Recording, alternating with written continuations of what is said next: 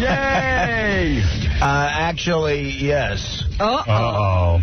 But I drank both weekend nights. Howard Stern. But I didn't. Exclusive.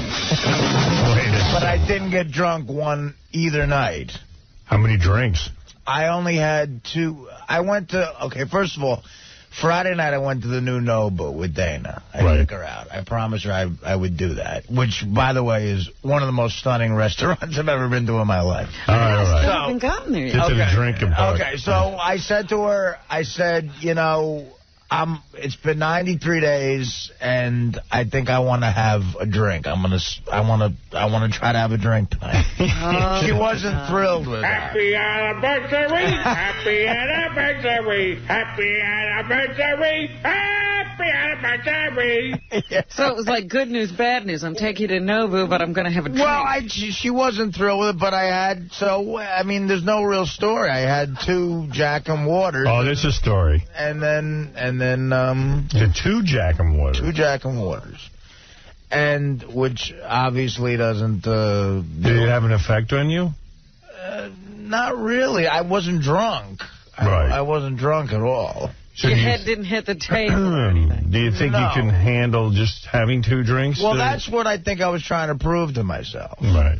But that's all I had for the whole night. I didn't drink anymore. And did you have a good time? Look at you. Wait a minute. The question is, Look did you have a good time? You baby gorilla. You drunken gorilla. So you had the 2 drinks, and as Robin said, did you have a good time? Yeah, because, we had a really nice meal, and we talked. It wasn't good. Actually, it was. It was fine. He's being truthful. I think he's being deceptive. I was being deceptive there. I saw Ross Zapin. Yeah, I know. He came in, and Mr. America. He was having a good time as well. Yeah.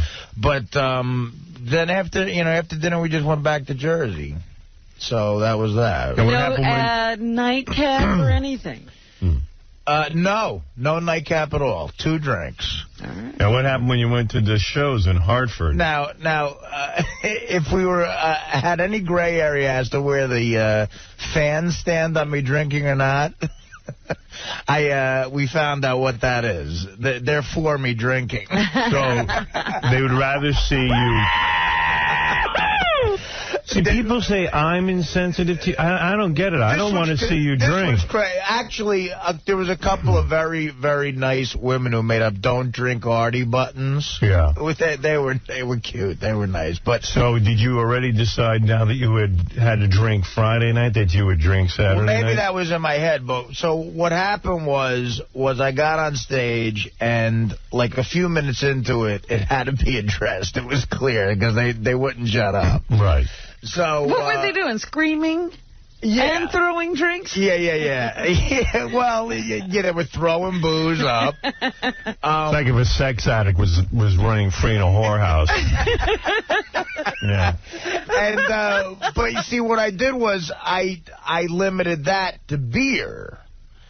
All I did Saturday night was drink beer. How much beer? I had about a total of 4 beers. Do you think it was 4, or do you think it was more like 8? It was definitely at the most 4 beers. It had to have been, because I wasn't drunk again. Okay. But what I did was, when I first took a sip of the beer on stage, and again, you talk about healthy atmospheres. Yeah.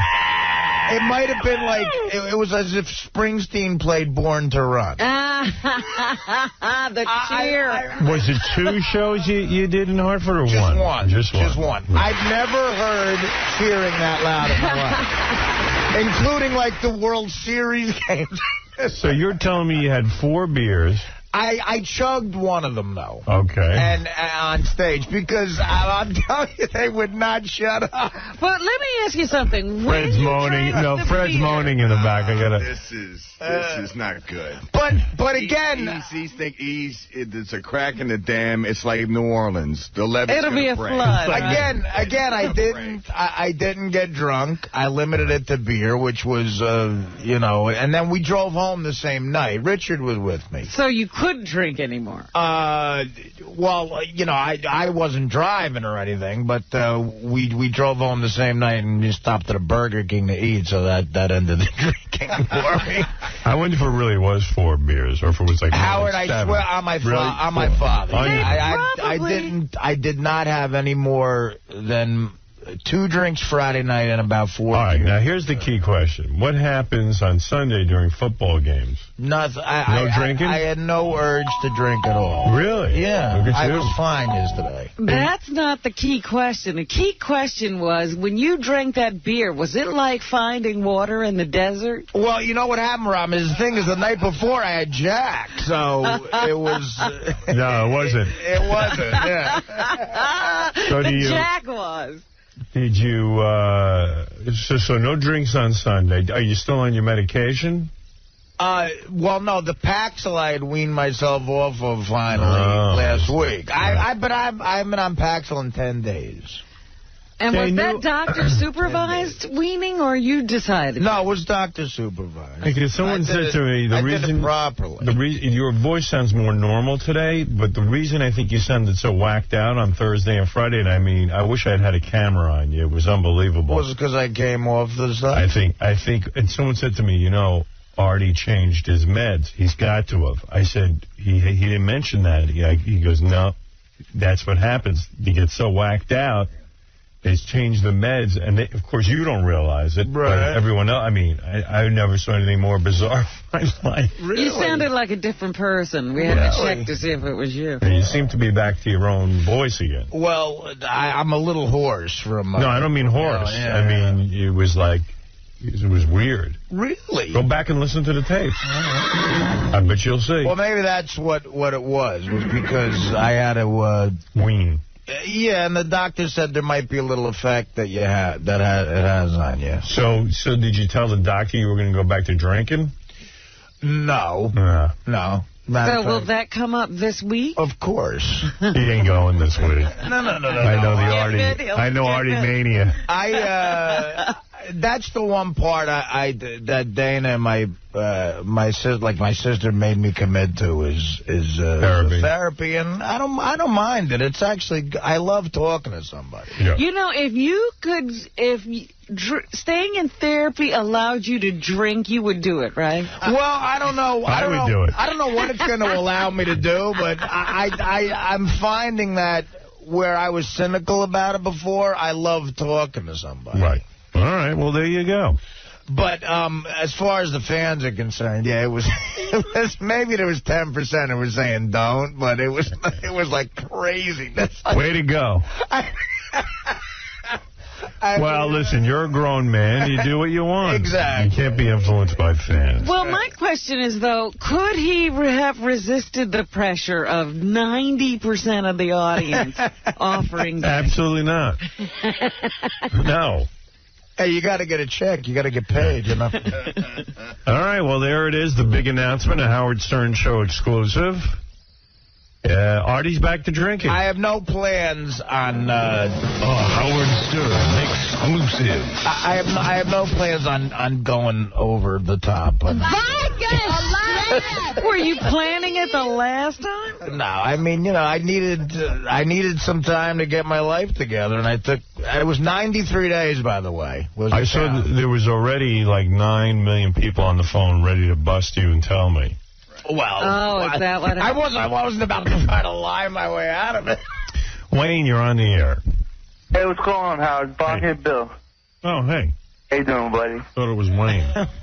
Artie, what's good, bro? I knew you changed something the other day. You were sounding kind of bent the other 2 days. What happened? That's when he changed his medication. That's probably what happened. That's enough to do it, man. That's enough to do it. I knew something was a little different, but you know what, Artie? Don't worry about it. You're going to be doing fine, man. A couple of drinks, you're doing... Just stay off that Jack. As long as Jack's not driving, you'll be all right. Hey, Gary, do me a favor and flag where Artie just said, I have no plans to do any heavy drinking. Flag it. Done. Yeah, might want to play that. Yeah.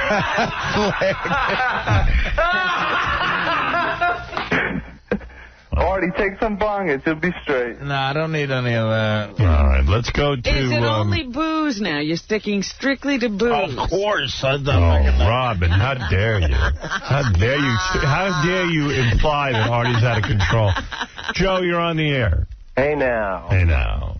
Howard, who do you got to fill in for Artie for the next 2 weeks when he's out? There you go. I got to make a plan now. You see what this does to me? Dave, go ahead. You have to have a control. Yeah, I was curious to see what Artie would be like when he was sober, but never got the chance. Where you were at the Hartford show? Yeah. It took him about 5 seconds to grab that beer. And I don't think he had 4 beers neither. Really?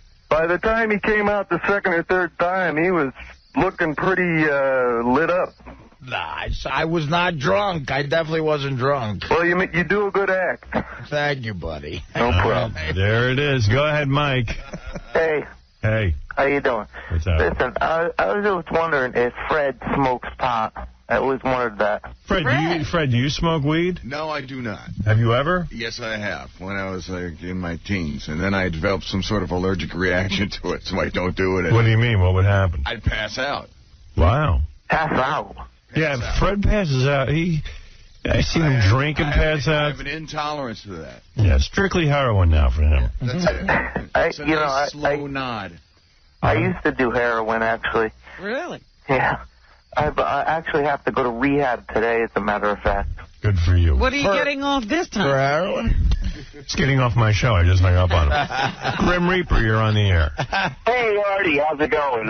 Listen, I took a wrong turn, but we should be there shortly, okay? So we'll be seeing you in a little bit. Grim Reaper, I'll see you in a few minutes. You got it, bro. All right, let's go to Peter finally. Peter, go ahead. Yeah, good morning, guys. I feel bad that I do a lot of alcoholic counseling, and Artie, you're in deep trouble.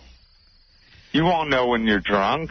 Let me ask the guy, what is this 90-day thing with Artie? He thinks if he stays off for 90 days, then he can drink for like 5 years straight or something? No, that's just an initial period to sort of set yourself a goal and to try to get to 90 days. You need a reference point, and his first live comedy shows was a reference point to see if he could do that sober.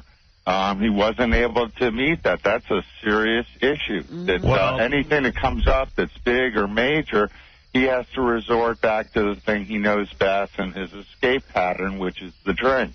All I know is I got $500 because I have a bet with somebody who doesn't want to be named, and I said Artie would drink it. Oh, you'll win that bet every time until he enters some serious, not just therapy, because therapy, there's some different motivations there. He needs to get himself into a 12-step program, start going every day, at least. That's why they tell you to go for the first 90 days. And beer, that's just like saying, okay, I'm not going to drink vodka. I'll drink whiskey, or I'll drink wine, or I'll drink beer. It's all the same thing. It's fermented alcohol that affects your brain chemistry. All right, there you go, counselor. Thank you. So, Artie, you did everything wrong, is what he said. Again. I'm not claiming I did anything right. Well, there you go. Let's see if there's anybody else who wants to lecture Artie. Go ahead, Chris. Hey, good morning, Howard. Good morning, everybody. Hey. I just want to tell you, buddy, you're playing Russian roulette. You already pulled the trigger twice, you know what I mean? You drank 2 drinks, and you got a couple more in the chamber till you really do yourself in, Artie. I love you, brother. I hate to see you go down like that. I don't want you being another Chris Farley, you know what I mean? I think I'll be all right, but thank you. Yeah, I understand. I hear you. I've been there before. But I really shot myself in the head, too, you know what I mean? Artie wants to be John Belushi, not Chris Farley. That's crazy. I don't want to be either one of them. Well, welcome, Artie, and... Now, let me ask you a question, Howard. Okay. Thank you. Will you go out drinking with Artie? Oh, jeez. That would be depressing. Look, I'm not going to sit there and... Again, I'm an adult, like you said. Yeah. No. I'm not asking you anything, Artie. I'm asking Howard. What do you mean by go out drinking? Like specifically have a date to go drink? Yeah, you know, would you go and say, all right, Artie, let's go over to Scores and, you know...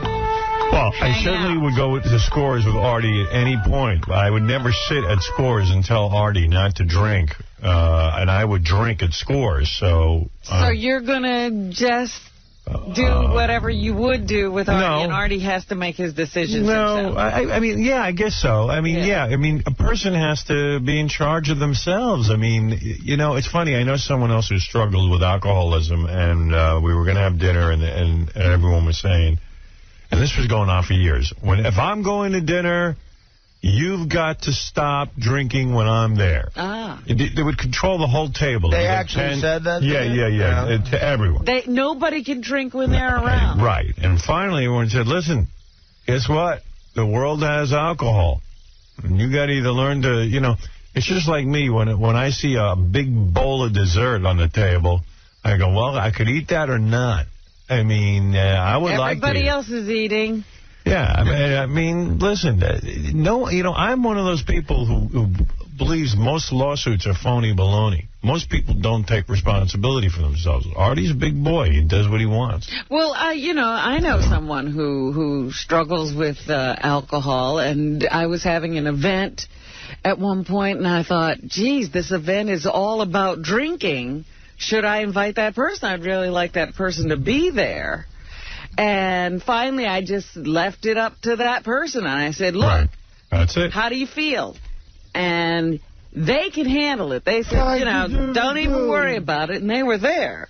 But they don't have the issue. Everybody else is drinking. They're fine without restricting everyone's abilities. There's your answer. I agree with that. Until you stop drinking, though, you don't realize how mainstream drinking is in this country. Like, I mean, it's just so the norm at every event for people to be drinking. But, Artie, most people don't have an addiction. No, I'm just saying, it really becomes clear to you how, look, at every single event, there's probably going to be booze around, you know. Artie, may I make a toast this morning to your new healthy drinking?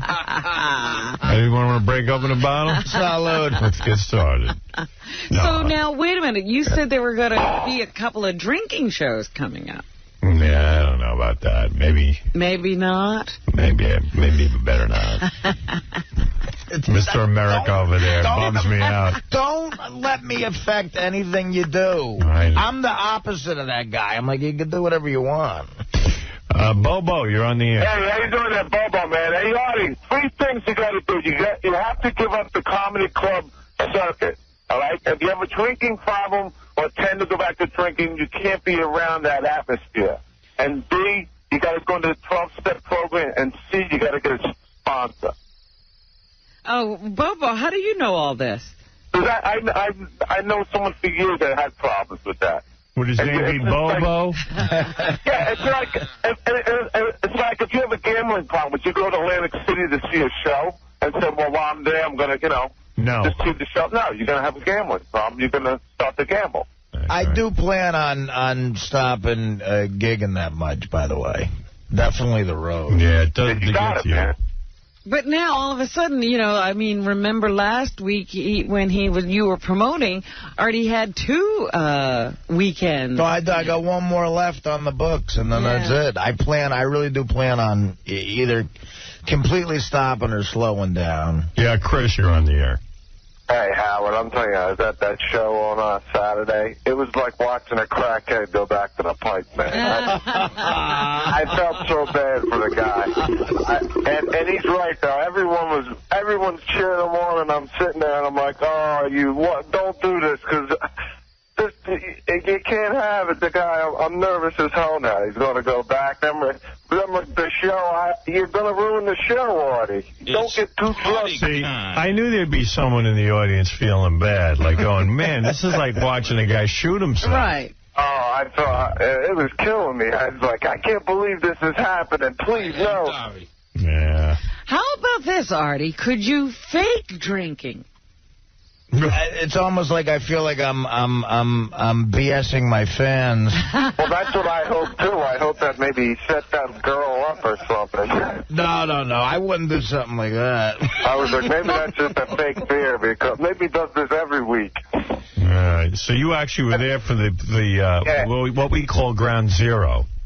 Oh, that place was terrible, too. But by the way, tell him Richard Christie needs a new act, too, man. He wasn't that funny. I brought Richard up at the end. He's a beginner. Man. I know. And I felt bad for him, too. Everyone's booing him, but, No. Did he whip it out? He tried. But, dude, be honest about Richard. When he first came out, the people loved him. It's just that he's not a stand-up. He'll take time to get back.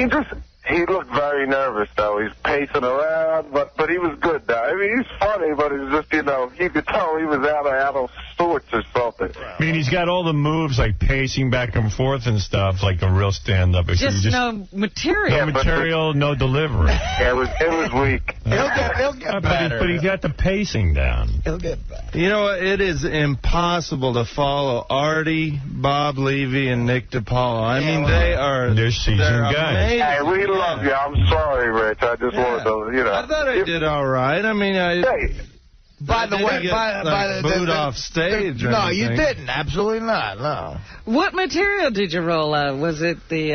It's dirty.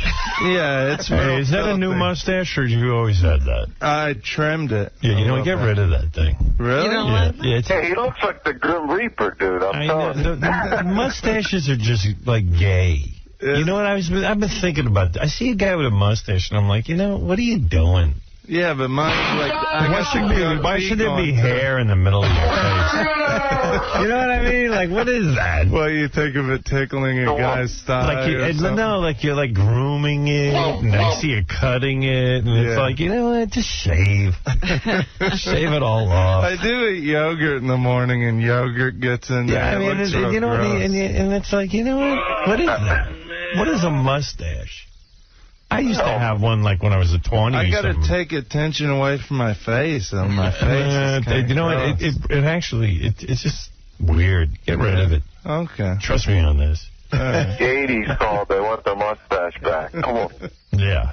Mustache. I always see these guys with these mustaches, and they're all proud of them. And, shave that the worst are the guys who actually grow them out and have those... They have to wax the edges and all those guys are screaming for attention. Really? All I see is a little baby with a bottle when I see that, and everything going, wah, care for me. In what part of your mind did you figure out that was okay? Look at me. Please notice. Big mustache, handlebar mustache, waxing it. What about, didn't Tom Selleck make mustaches cool in the 80s, though? Guys with mustaches always, they don't want to smile because they want to keep their mustache straight, It looks weird when they smile. They won't make weird faces because they have a mustache. And it's like, dude, shave that thing off. They walk around like old Tom Selleck, I'm not going to move my upper lip. Tom Selleck he's Tom Selleck, though. Right, Tom Selleck is gorgeous. He looks good with that. He's a douche. You're not going to look anything with a mustache. No matter what I do. Tom Selleck. Hey, last thing, tell him to do some sit-ups, man. Did he take off his clothes? Me or Tom Selleck? Nah, man, this guy, he's got such a gut, man. Wow. First of all, the guy goes to the same Chinese restaurant every night. And, Chinese food is the most fattening food. It's got like 50-60% fat. I get the General Tso's, and it's all breaded and stuff. Yeah. With the rice. Hey, dude, you're getting me pregnant.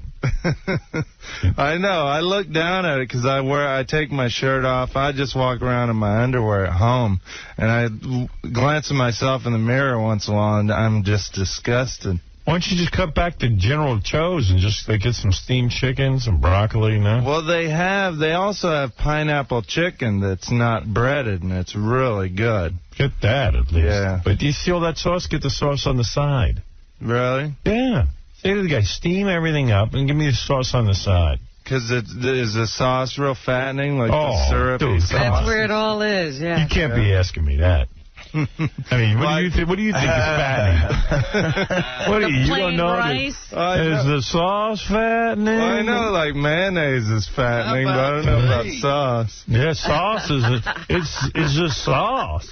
I learned a little more about Richard, though. Richard, what's your favorite day of the year? Oh, Halloween. He's gay. Explain this a little more, though, because Richard can't get enough of Halloween to the point where, you tell me in Kansas you used to go to the cemetery and eat dinner or something? Yeah, every night in October I'd go to the graveyard and eat dinner.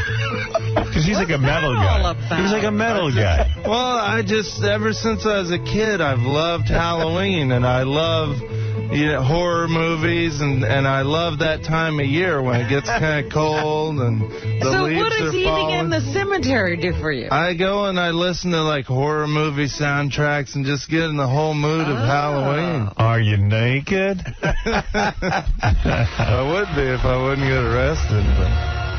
No, I love this time of year, like from now until Christmas is my favorite time of year. Well, what are you going to do in New York? Do you know where a good graveyard is? Well, no, there isn't really any good ones, but I always go to the Village Parade on Halloween.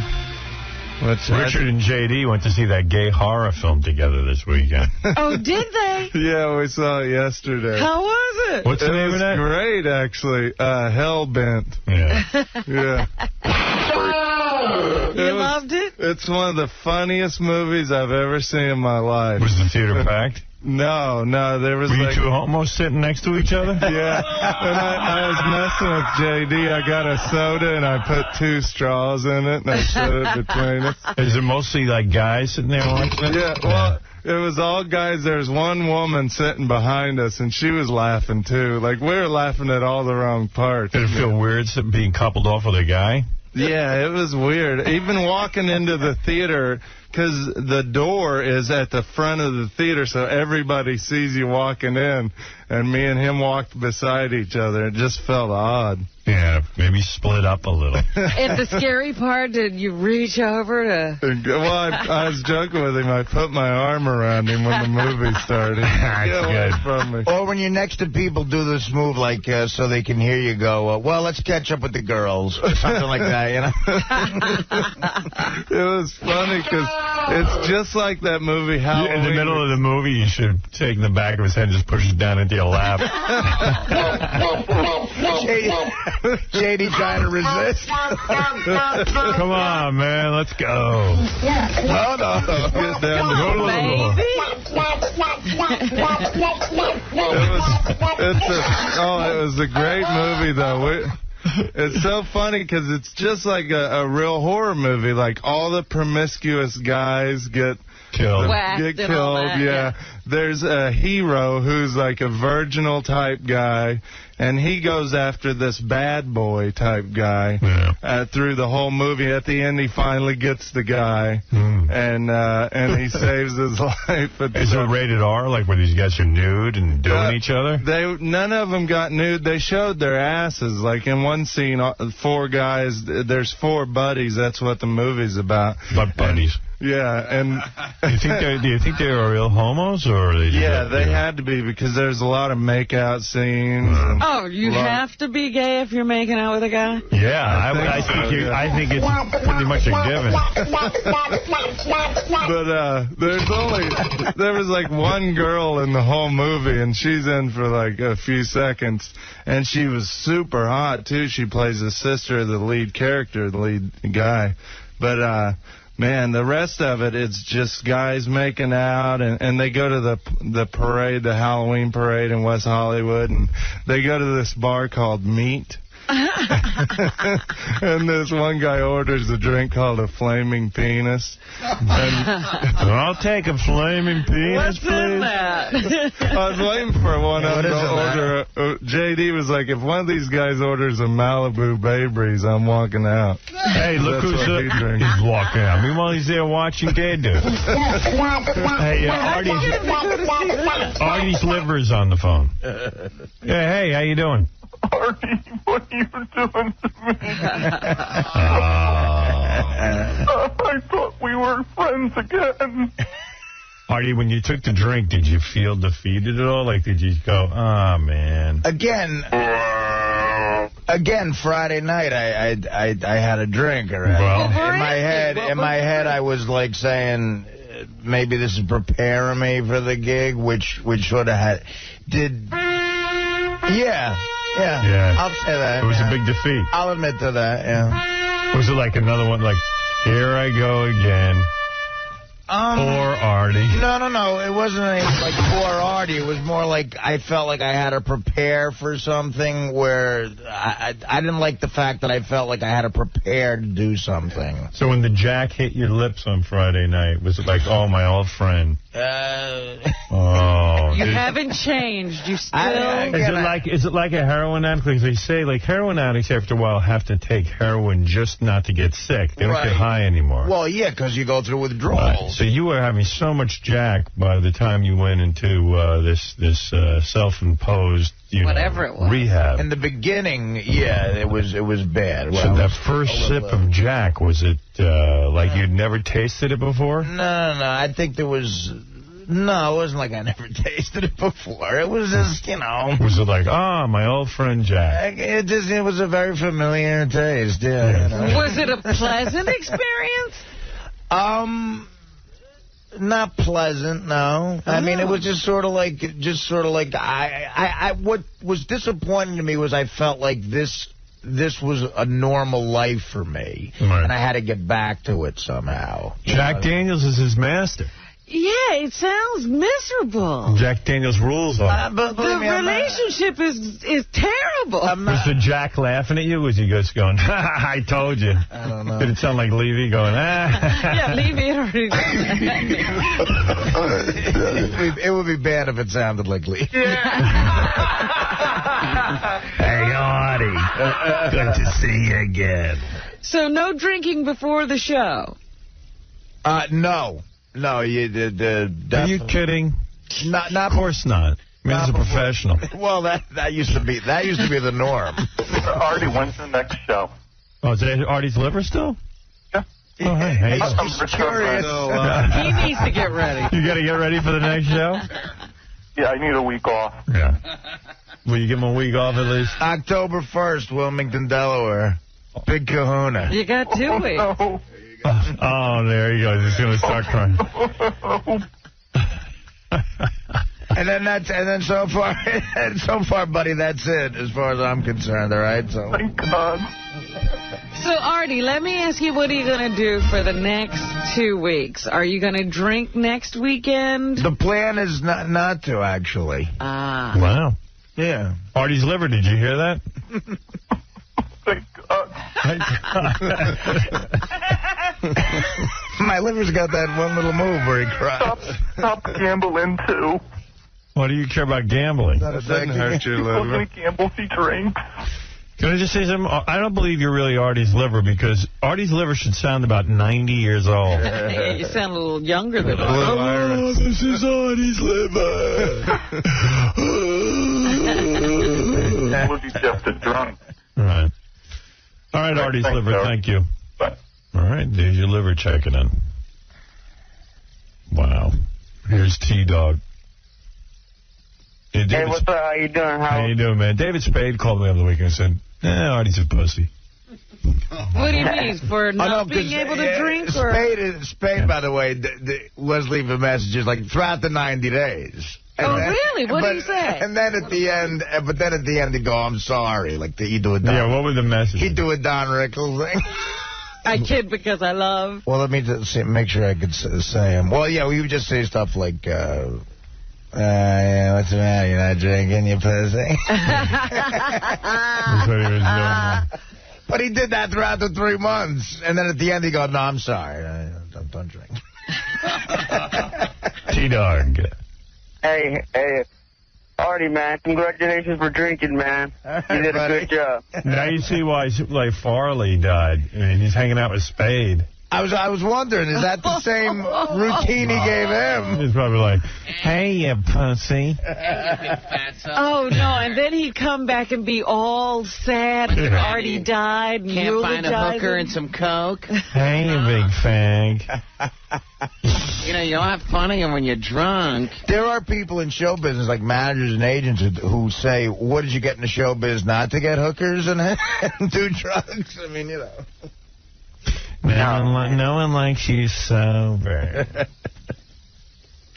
I thought we liked you in California, Artie. That's right, buddy. All right. Okay, thanks, brother.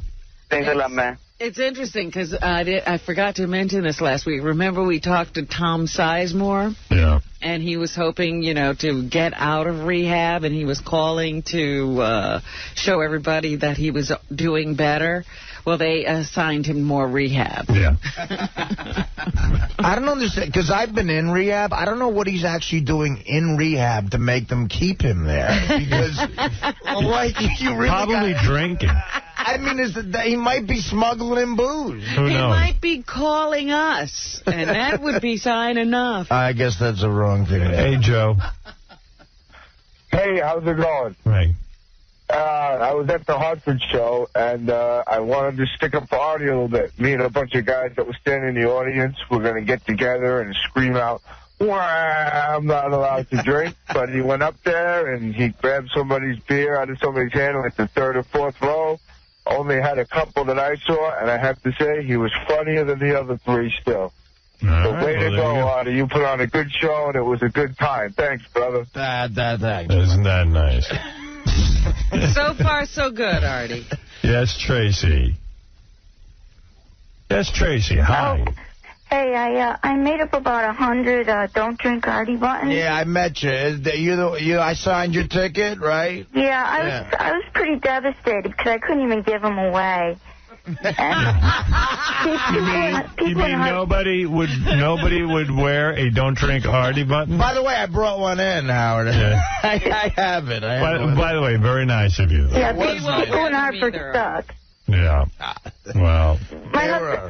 My husband said that when he took the drink, he was looking at me. I was so hoping he wouldn't, and my whole face just dropped. I nearly cried. Look at the drama going on around Artie's drinking. He loves it. Oh, this must have been some show. I mean, my God, what an honor. I mean, everyone tied up in whether you drink or not. Well, what are you going to do?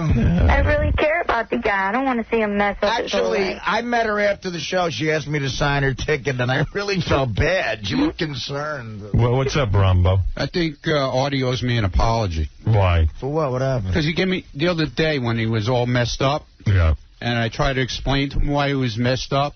Because I was the one who told you about it. Because I have somebody in my family who's on meds like that. And when they wean him off it, sometimes the blood levels get crazy. And you go into, you get lethargic. Hey, can I ask you a question? What?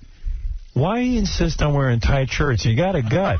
So what? I'm just saying, you sit down. Leave me alone, man. What's your problem? I came in to yell at Artie. I don't want to get my ass. I'm looking at you. What is these tight knit sweaters? I like them, okay? Shows every bit of flab. Okay, you like it? Here. Leave me alone. Take a look at this.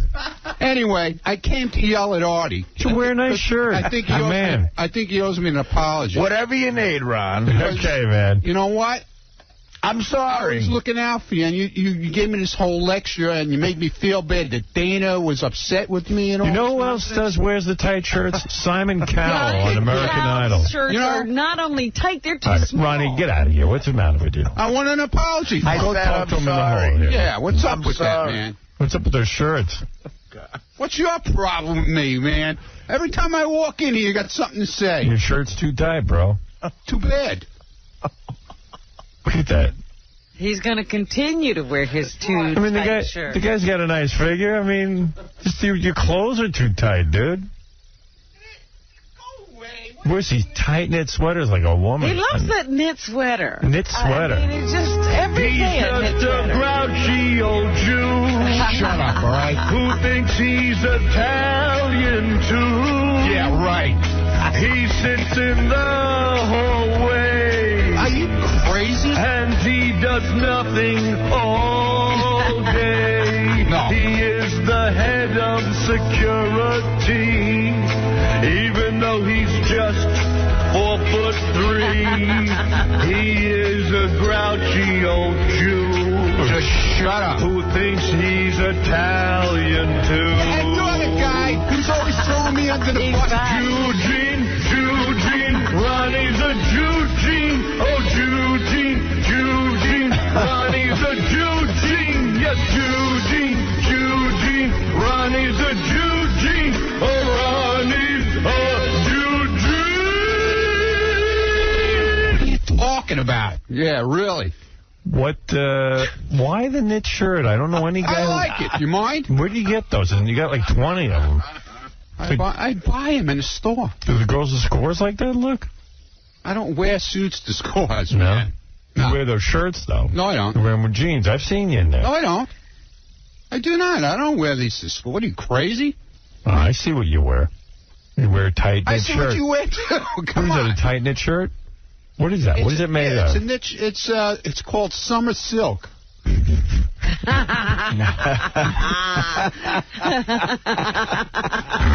nice short sleeve. He wears the same kind of shirt. I like my shirt. He's got a whole look. I got a whole wardrobe. He's got like a uniform. Yeah. And they grip them right around the gut. Yeah, and if I came in jeans, you'd be going, that's not professional. It's not. Well, I don't. Who hired you to wear jeans? If you wear a suit, you must wear the knit shirt? No. But it's more comfortable on a shirt and tie all the time.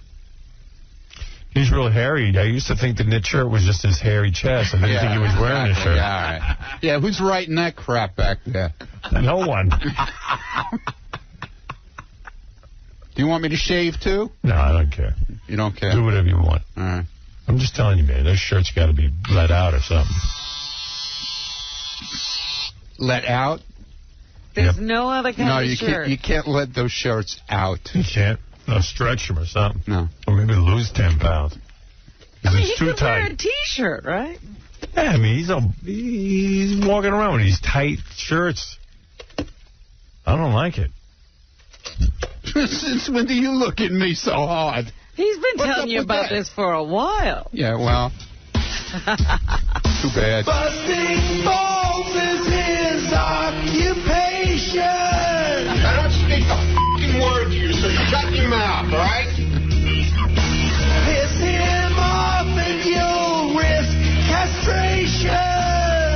I'm sitting there minding my own business. Stay the f*** away from me. You better leave that Eugene alone. Good. Stay there. And when you walk past me, I'm a piece of stone to you. Just remember that. Hey! Whatever you do, leave that Jewish guy who thinks he's Italian alone. Keep it up, attitude. Keep it up, man. By the way, when we were over at I was wondering, where would Ronnie sit? I don't know. I know where I'm going to sit. You do? I picked out my spot already. Yeah. I got this hot receptionist that sits there. Oh, no. Right. You'll be staring at her? Yeah, right by Nicole, man. That's where I'm going to be sitting. Yeah. How about the full kitchen back there, Robin? Remember? Oh, yeah. The full kitchen over there. An amazing... Agreement's an agreement. I don't care how drunk you were. Cut it out, man. A deal's a deal. You're mine until I'm done with you. You're gonna sass with me here, boy? Oh, man. Cut it out, man. Hey, man. Remember this? You remember when you were with that dude and he was whipping you? What dude? All the tricks here for you. When we hypnotized you, you don't even have a recollection There was no of this. dude. No, listen. You wanna play? I'll play with you. We'll play ours, too. Yeah, I don't like it hard, though. You're mine now, so I'll let you go. You are mine. You are my meat. You're my possession. Do you understand that? Please spank me. I'm not doing it. You don't give me orders. You don't talk to me unless I talk to you. You understand? Do you understand me? Do you understand me? No. All right. Good. Good for you. All right, look, we got to take a break. Artie, back to drinking. That's the big news. That's the big story this morning. Congratulations, Artie. I'm sorry, Ron, for whatever I did. Howard Stern, exclusive. All right, we'll be back right after. Oh, Jack Daniels is on the phone. Excuse me. Yes, Jack. Hey, Artie, welcome back, buddy. Oh, that's not Jack Daniels. Bro. That's not Jack Daniels. No, we know Jack Daniels. Imposter. We know Jack Daniels' voice, and you're no Jack Daniels. We'll take a break. We'll be back right after these words. The Howard Stern Show. Howard is right in your face. He will say anything. Flatulence jokes, sex on a bus, lesbians. Brandy, I know you like sex. We'd all like to have the guts to say what he sometimes says. He's sort of becoming something else other than just Howard Stern, the guy who makes fart jokes. Radio bad boy Howard Stern.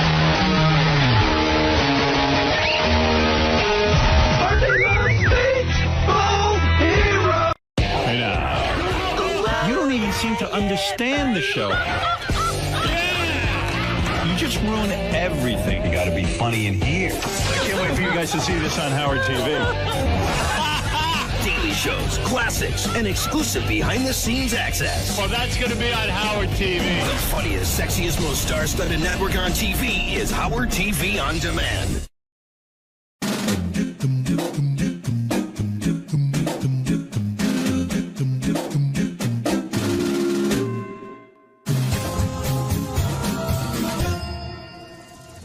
Hey Stern fans, welcome to Fine Time, the show where you, the fans, get the opportunity to ask questions and interact with your favorite Stern Show staffers, whack packers, and celebrity superfans.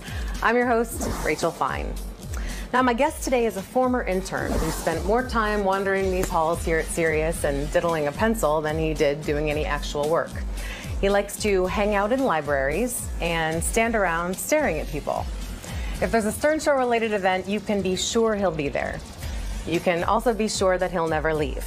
And you can probably be sure that he's going to follow you home.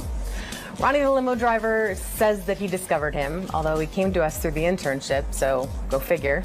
We all know it was the Tourette's that truly made him famous. Please join me in welcoming a man who sent many, many emails asking to be on Fine Time and who will most likely spit all over me and the camera lens. Ladies and gentlemen, Medicated Pete. What's up, Pete? Rachel. Hi. What's going on? How are you doing today? How you doing? Good. I'm good. How are you? I'm just hanging out. What's going on? I'm liking the new highlights you're rocking. I love it myself. You know? Yeah. You're styling. Did it for the spring, summer thing, you know? Okay. So. He takes it up a notch for Fine Time. I appreciate that. I brought you snacks today. So take your pick. Oh, you shouldn't have. Well, you should enjoy Cupcake Wednesday with us. What would you like? I don't know. You know, I think I kind of like this one. Go for it. Grab it. Yeah. You can have a snack while we're working. Really? Yep. Oh man. Go ahead. I'm not so sure. I think it's going to be delicious. I'm feeling. I don't know. I'm feeling I should eat this thing. I don't know. I think it'll help you relax. First question is from. Right, thanks. At Scott Gruenwald. Scott asks, take us through a day in the life of Medicated Pete. A day in the life? A day in the life will be getting up in the morning. Yeah. Taking a shower. So far, so good. So far, so good. Selecting my clothing for the day. Yep, did a good job. Usually, yeah. I'm okay with that. You know, bypass breakfast. I'm only eating one meal a day. It seems because I'm constantly on the go. That's why I got you a cupcake. Keep going. Rachel, this is beautiful. Go ahead. What else do you do? Oh, damn, that's good. I'm glad you like it. Damn. So you get your clothes and then do you go anywhere? You stay home all day? Select my clothing throughout the day. As you can tell. Yep, I saw the clothes. Beautifully dressed. No, you did great with that. Oh. Very nice icing, by the way. That's good. I wanted you to get the bite to eat, the one meal a day beautiful, thing. Beautiful. Good. Do you go anywhere? However, yeah. Well, and then after the shower and And the clothes selection. Dressing of the clothes and all that. Yep. I will go on the internet and look at pornography all day. So. You're busy. Yeah. You're a busy guy. I'm basically a busy man. That's what keeps you from having food breaks. You got to use a lot of porn time. Yeah. Okay. Next question is from Louis G. Unbelievable. Louis asks, do you still go to the library every day? And if you don't, where is the new hangout? The hangout is still the library. I'm still doing the library. It seems to be the thing to do. Yeah. You read a lot when you're there or no? Basically, I'm at the library staring at people, and it seems to freak them out to a point where it's like, what are you doing? You know, what are you doing here? Like staring, you know. So basically, the staring is over with, and I'll just go and make believe I'm working or doing something, grab me a magazine or something. Okay. And you know, looking through the magazine, basically. It's a busy day. Yeah, I tell you. At Trey Stink asks, do you like Robin's or Rachel's boobs more? That is a tough one, you know. It's a challenging question. Because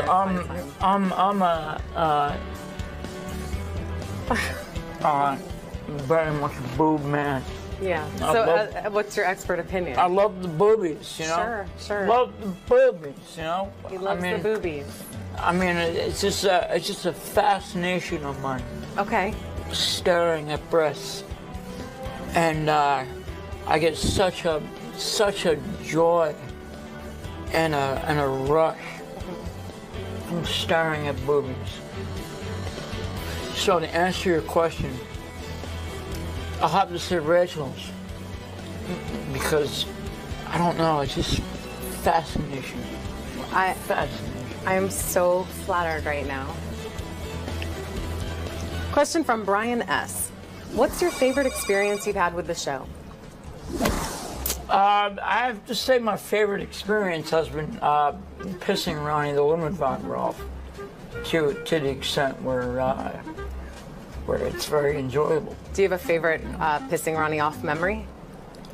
I remember going to the staff bathroom and putting like a garbage can or something in the way of the door, and he came out of the door, and boom, there's the garbage can there, and then he was really pissed off.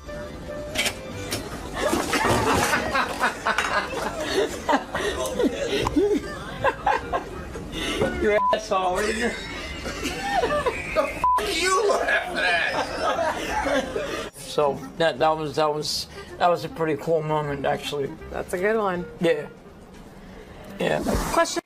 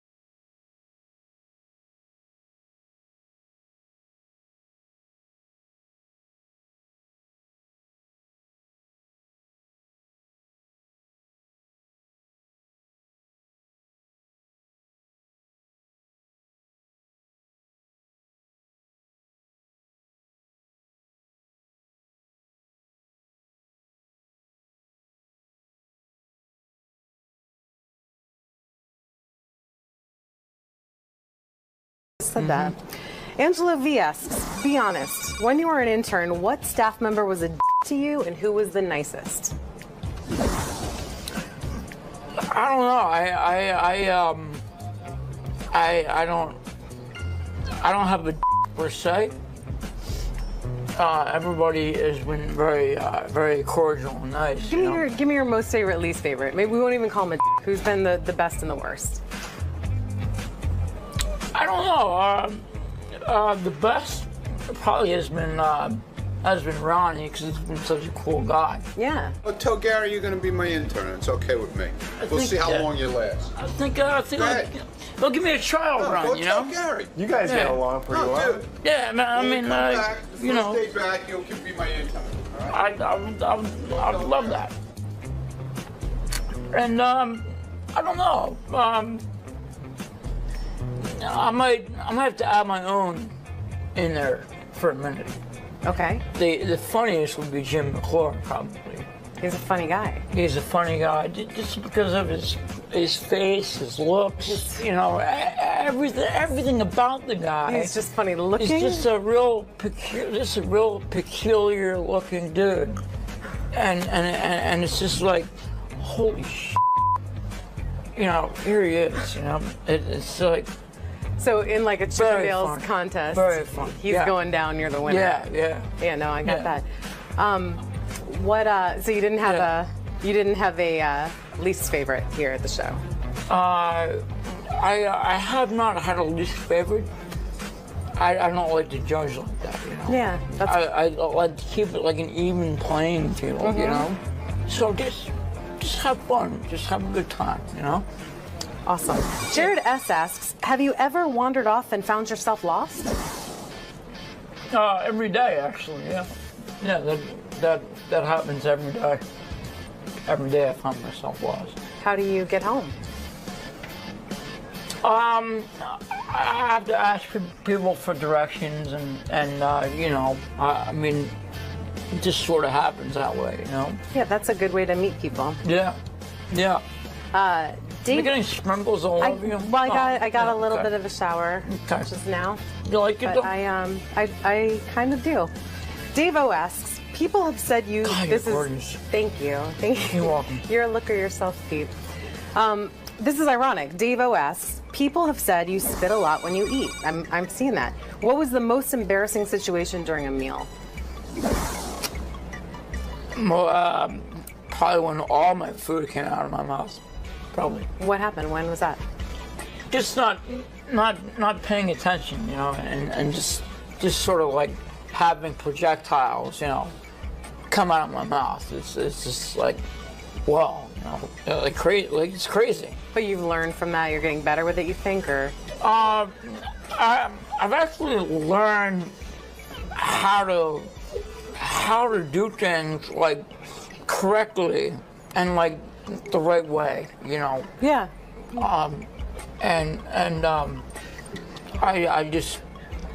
I've learned from past mistakes. That's how you grow. You know, that's how you grow as a human being. Yeah. I mean, it's just like, you know, eating and learning. You know, that's usually how it goes.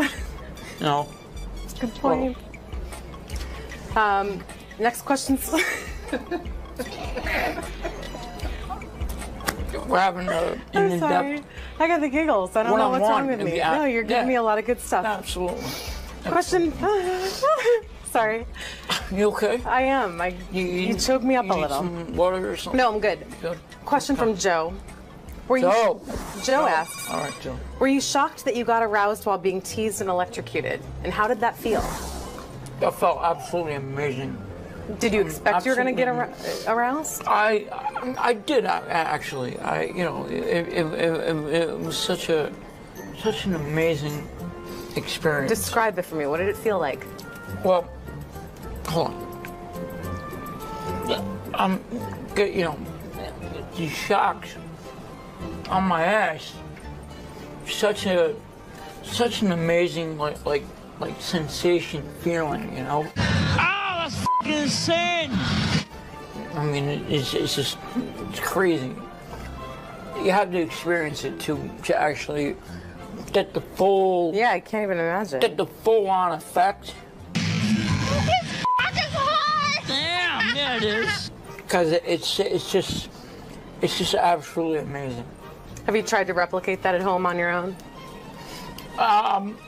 In my spare time, yes. I mean, I've tried to do it, but it doesn't work because you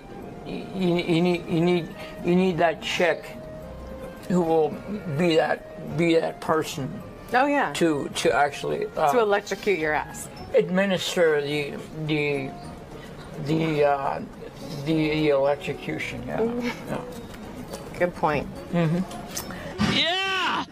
Question from 𝗦𝗁𝗲𝗍. He asks, F, Marry, Kill, Rachel Fine, Beth O, Robin Quivers. Ooh. It's a tough one. That is a tough one.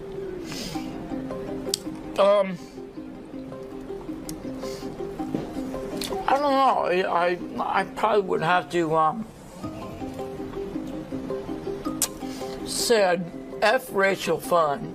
Thank you, sir. Because of her just spectacular beauty right here. I mean, look at this. Thank you. Kill, I would have to kill Robin Quivers. Why's that? I don't know. It's just something about her just would make me want to do that.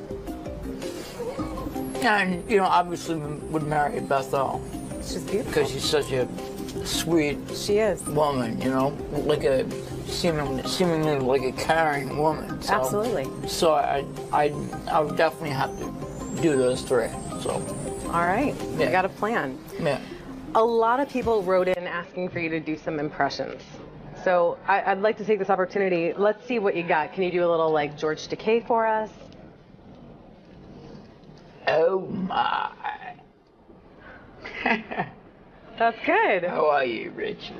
Oh, look at you. You're looking mighty fine today.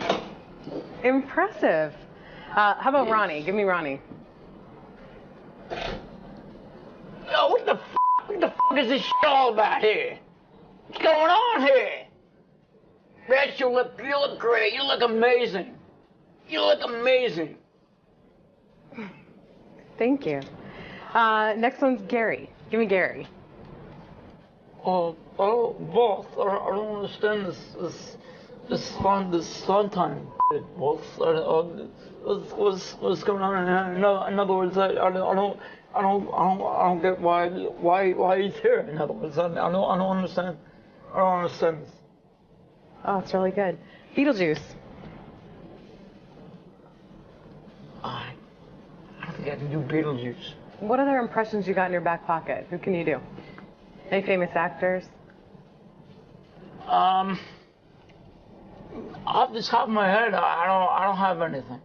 Any other show members that you can do impressions of?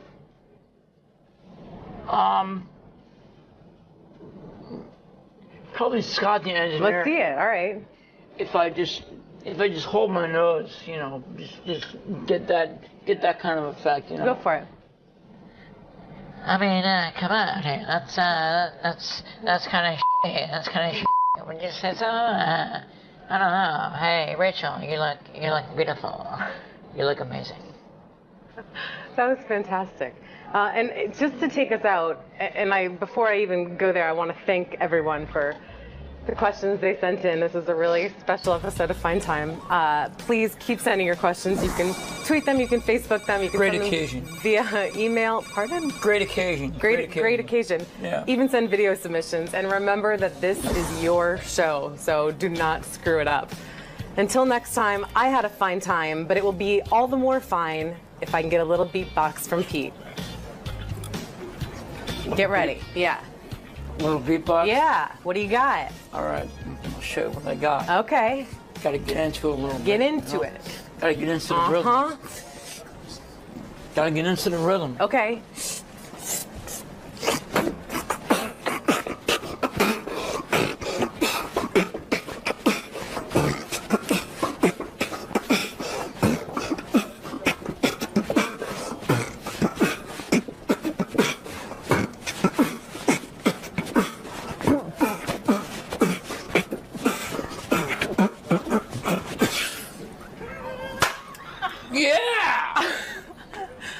Amazing. That's what I'm talking about. This guy. It's like good stuff for one. It was, or what? You are hot, by the way. Thank you. I mean, Thanks. amazing. I really appreciate it. Thank you. You're welcome.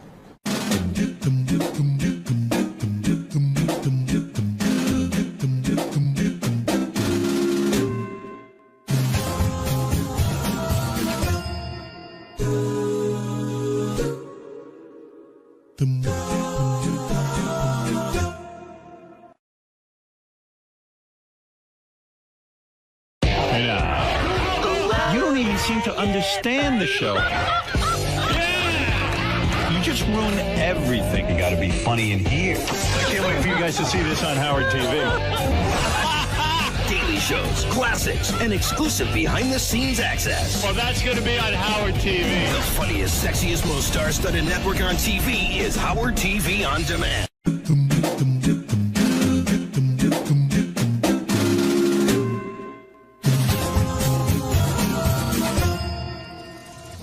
Hey Stern fans, welcome to Fine Time, the show where you, the fans, get the opportunity to ask questions and interact with your favorite Stern Show staffers, 𝗦𝗵packers, and celebrity superfans. I'm your host, Rachel Fine. Now, my guest today is a former intern who spent more time wandering these halls here at Sirius and diddling a pencil than he did doing any actual work. He likes to hang out in libraries and stand around staring at people. If there's a Stern Show related event, you can be sure he'll be there. You can also be sure that he'll never leave. And you can probably be sure that he's going to follow you home. Ronnie the limo driver says that he discovered him, although he came to us through the internship, so go figure. We all know it was the Tourette's that truly made him famous. Please join me in welcoming a man who sent many, many emails asking to be on Fine Time and who will most likely spit all over me and the camera lens. Ladies and gentlemen, Medicated Pete. What's up, Pete? Rachel. Hi. What's going on? How are you doing today? How you doing? Good. I'm good. How are you? I'm just hanging out. What's going on? I'm liking the new highlights you're rocking. I love it myself. You know? Yeah. You're styling. Did it for the spring, summer thing, you know? Okay. So. He takes it up a notch for Fine Time. I appreciate that. I brought you snacks today. So take your pick. Oh, you shouldn't have. Well, you should enjoy Cupcake Wednesday with us. What would you like? I don't know. You know, I think I kind of like this. Go for it. Grab it. Yeah. You can have a snack while we're working. Really? Yep. Oh man. Go ahead. I'm not so sure here. I think it's going to be delicious. I'm feeling. I don't know. I'm feeling I should eat this thing. I don't know. I think it'll help you relax. First question is from. Thanks. At Scott Grunwald. Scott asks, take us through a day in the life of Medicated Pete. A day in the life? A day in the life will be getting up in the morning. Yeah. Taking a shower. So far, so good. So far, so good. Selecting my clothing for the day. Yep. Did a good job. Usually, yeah. I'm okay with that. You know. Bypass breakfast. I'm only eating one meal a day. It seems, because I'm constantly on the go. That's why I got you a cupcake. Keep going. Rachel, this is beautiful. Go ahead. What else do you do? Oh, damn, that's good. I'm glad you like it. Damn. What? So you get your clothes and then do you go anywhere? You stay home all day? Select my clothing throughout the day. As you can tell. Yep, I saw the clothes. Beautifully dressed. No, you did great with that. Oh. Very nice icing, by the way. That's good. I wanted you to get the bite to eat, the one meal a day beautiful, thing. Beautiful. Good. Do you go anywhere? However, yeah. Well, and then after the shower and the clothes selection, dressing of the clothes and all that shit. Yep. I will go on the internet and look at pornography all day. So you're busy. Yeah, you're a busy guy. I'm basically a busy man. That's what keeps you from having food breaks. You got to use a lot of porn time. Yeah. Okay. Next question is from Louis G. Unbelievable. Louis asks, do you still go to the library every day? And if you don't, where is the new hangout? The hangout is still the library. I'm still doing the library. It seems to be the thing to do. Yeah. You read a lot when you're there or no? Basically, I'm at the library staring at people, and this seems to freak them out to a point where it's like, what are you doing? You know, what are you doing here? Like staring, you know. So basically, the staring is over with, and I'll just go and make believe I'm working or doing something, grabbing a magazine or something. Okay. And you know, looking through the magazine, basically. It's a busy day. Yeah, I tell you. At Traystink asks, do you like Robin's or Rachel's boobs more? That is a tough one, you know. It's a challenging question. Because I'm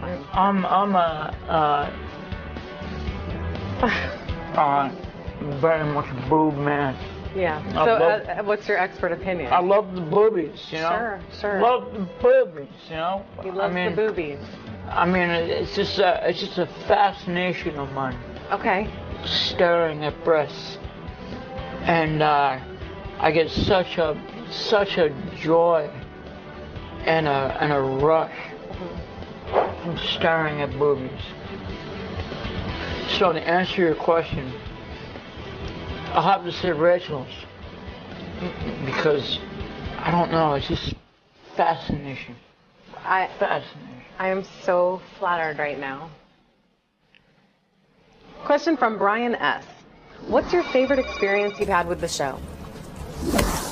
I have to say my favorite experience has been pissing Ronnie the 𝗦𝗵cie𝗄𝗿𝗱 off to the extent where it's very enjoyable. Do you have a favorite pissing Ronnie off memory? I remember going to the staff bathroom and putting like a garbage can or something in the way of the door, and he came out of the door, and boom, there's the garbage can there, and then he was really pissed off.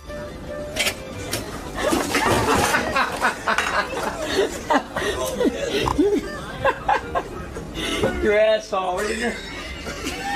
The fuck are you laughing at? So that was a pretty cool moment, actually. That's a good one. Yeah. Yeah. Question from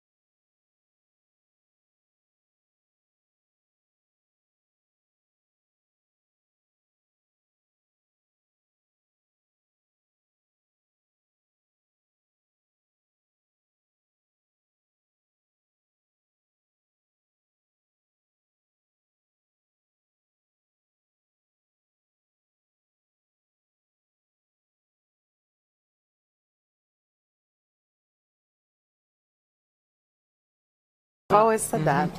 Angela V asks, be honest, when you were an intern, what staff member was a dick to you and who was the nicest? I don't know. I don't have a dick per se. Everybody has been very cordial and nice. Give me your most favorite, least favorite. Maybe we won't even call him a dick. Who's been the best and the worst? I don't know. The best probably has been Ronnie, because he's been such a cool guy. Yeah. Well, tell Gary you're going to be my intern. It's okay with me. We'll see how long you last. I think they'll give me a trial run, you know? Gary. You guys get along pretty well. Dude. Yeah, man, you know. Stay back, you can be my intern. I would love that. And, I don't know. I might have to add my own in there for a minute. Okay. The funniest would be 𝗦𝗵cie𝘄, probably. He's a funny guy. He's a funny guy, just because of his face, his looks, you know, everything about the guy. He's just funny looking. He's just a real peculiar looking dude, and it's just like, holy shit, you know, here he is, you know, it's like. So in like a chicken meals contest, very fun. He's going down, you're the winner. Yeah, no, I got that. So you didn't have a least favorite here at the show? I have not had a least favorite. I don't like to judge like that, you know. Yeah, I like to keep it like an even playing field, you know. So just have fun, just have a good time, you know. Awesome. Jared S asks, have you ever wandered off and found yourself lost? Every day, actually, yeah. Yeah, that happens every day. Every day I find myself lost. How do you get home? I have to ask people for directions, and you know, I mean, it just sort of happens that way, you know? Yeah, that's a good way to meet people. Yeah, yeah. Dave, You're getting sprinkles all over you? Well, I got a little bit of a shower just now. You like it? But I kind of do. Dave O asks, people have said you. God, this you're is. gorgeous. Thank you. You're welcome. You're a looker yourself, Pete. This is ironic. Dave O asks, people have said you spit a lot when you eat. I'm seeing that.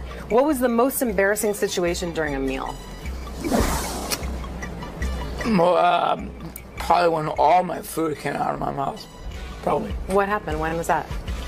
Just not paying attention, you know, and just sort of like having projectiles, you know, come out of my mouth. It's just like, wow, you know, like crazy, like it's crazy. But you've learned from that. You're getting better with it, you think, or? I've actually learned how to do things like correctly and like the right way, you know. Yeah. I have learned from past mistakes. That's how you grow. You know, that's how you grow as a human being. Yeah. I mean, it's just like, you know, eating and learning. You know, that's usually how it goes. You know. Good point. Next question. We're having I'm sorry. I got the giggles. I don't know what's wrong with me. No, you're giving me a lot of good stuff. Absolutely. Question. Sorry. You okay? I am. You choked me up a little. Some water or something? No, I'm good. Question from Joe. Joe asks. All right, Joe. Were you shocked that you got aroused while being teased and electrocuted? And how did that feel? That felt absolutely amazing. Did you expect you were going to get aroused? I did actually. You know, it was such an amazing experience. Describe it for me. What did it feel like? Well, hold on. You know, you shocked on my ass. Such an amazing like sensation feeling, you know. That's fucking insane. I mean, it's crazy. You have to experience it to actually get the full... Yeah, I can't even imagine. Get the full-on effect. His cock is hard! Damn, yeah, it is. Because it's just absolutely amazing. Have you tried to replicate that at home on your own? In my spare time, yes. I've tried to do it, but it doesn't work because you need that chick who will be that person. Oh yeah. To actually to electrocute your ass. Administer the electrocution. Yeah. Mm-hmm. Yeah. Good point. Mm-hmm. Yeah. Question from 𝗦𝗁𝗲𝗍. He asks, F, Marry, Kill, Rachel Fine, Beth O, Robin Quivers. Ooh. It's a tough one. That is a tough one.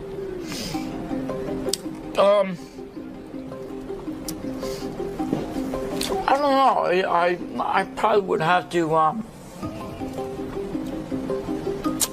say I'd F Rachel Fine. Thank you, sir.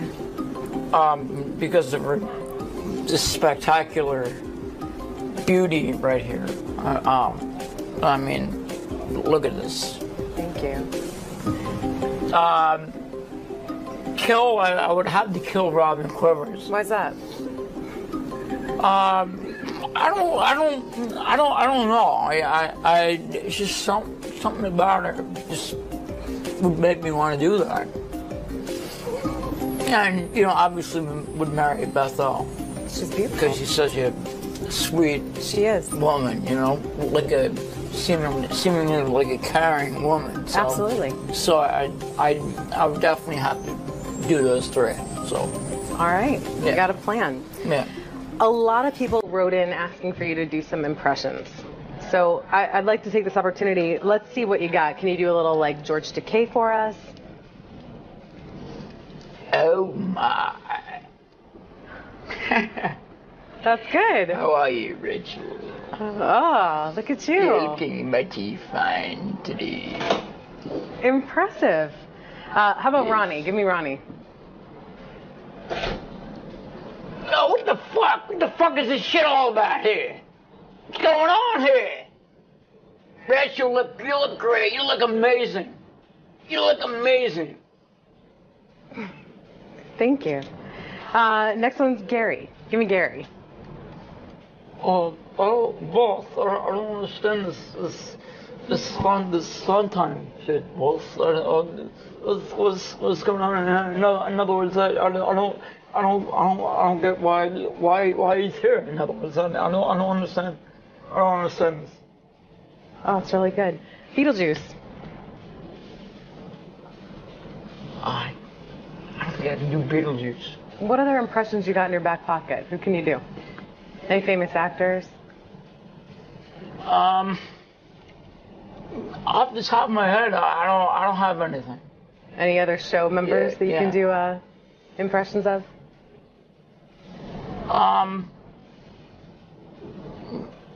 Probably Scott the Engineer. Let's see it. All right. If I just hold my nose, just get that kind of effect, Go for it. I mean, come on, hey, that's kind of shitty. That's kind of shitty. When you say so, I don't know. Hey, Rachel, you look beautiful. You look amazing. That was fantastic. And just to take us out, and before I even go there, I want to thank everyone for the questions they sent in. This is a really special episode of Fine Time. Please keep sending your questions. You can tweet them, you can Facebook them, you can Great send occasion. them via email. Pardon? Great occasion. Great occasion. Yeah. Even send video submissions. And remember that this is your show, so do not screw it up. Until next time, I had a fine time, but it will be all the more fine if I can get a little beatbox from Pete. Get ready. Yeah. Little beatbox? Yeah. What do you got? All right. I'll show you what I got. Okay. Gotta get into it a little bit. Get into it. Gotta get into the rhythm. Gotta get into the rhythm. Okay.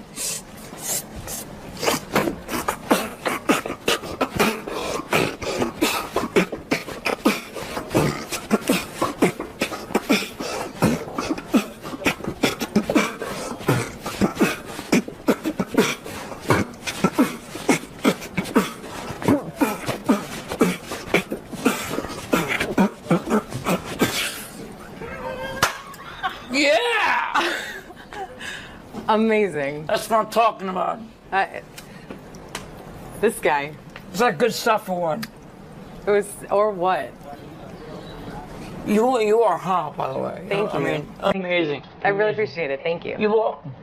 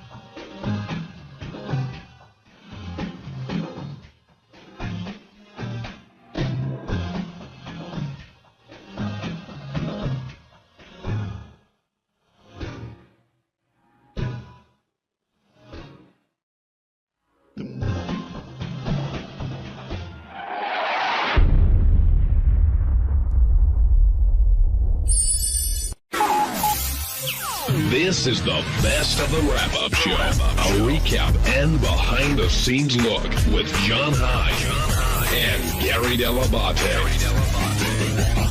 The best of the wrap-up show begins now. Hello, I'm JD.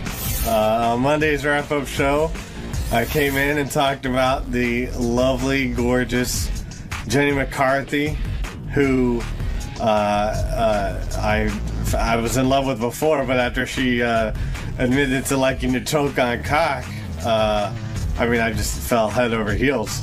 So I came in and talked about that, and then later on, Sal Governale came in and talked about his new chompers.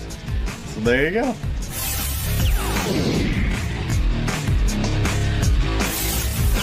Let's talk about Jenny McCarthy, because she looked fantastic today. And I think the person who really was the most gaga over it used to be Gary. Gary has admitted Jenny McCarthy, he's a big fan. That was his free pass, and he really dug her. But I think that was eclipsed by JD today, who was in love with Jenny McCarthy and got to go in at the end of the interview and totally fumbled it and then told Benji he loved him, which I did not know where that came from, Ted. So we'll talk to JD about him meeting Jenny. But when Jenny said why she hadn't come in for a number of years, she said it was autism and she was sort of depressed and dealing with the issues and this and that. And Howard went back at her a couple times, and she stuck to her guns, because one thing Jenny does say is that she's not going to lie, and she'll answer practically any question, which she did about, her blowjob research, her 3-hour orgasms, her using the calendar method for birth control, which I think is insane. God bless her. And now she's moved on to a better place with Jim and Oprah sort of out of her life. And now joining us on the wrap-up show is Jenny McCarthy's biggest fan, who within, I would say... I don't know if I'm her biggest, but... today you were. Well, yeah, today, listen. 15 seconds into the interview, JD was hooked. I mean, and then when you went in 15 seconds in, she goes, I love choking on cock. I mean, how can that not be... That's like magic to a guy's ears. Yeah, especially because now I have it as a drop. But, especially from a hot chick. But you were above and beyond. Then when you went in there to talk to her, you told Benji that you loved him? What happened there? I don't know. No, I didn't. I didn't know what to say. She was looking at Howard. I don't think she turned over to me once, by the way. You didn't get the time of day? She said that Twitter fame didn't work in your favor? She was locked in on Howard, and I was just like, all right, I'm just going to get out of here. I love you, Jenny. For some reason, B came out. I don't know. but it's not Benji. What about her gets you going so much? I mean, there's a lot of women who pass through these doors, but I've never seen you react quite like that. Well, she is a beautiful woman, and, you know, a lot of these ladies, you know, they want to be sort of, you know, ladylike and not sort of, they want to hide the dirty side, you know, behind them, or, you know, they don't want to vocalize it. How do you know they're all dirty? Hold on, that's a whole other conversation. But she was like upfront with, you know, she loves sex and she loves to be a dirty girl. So, you know, there you go. You love the way she talked. Of course.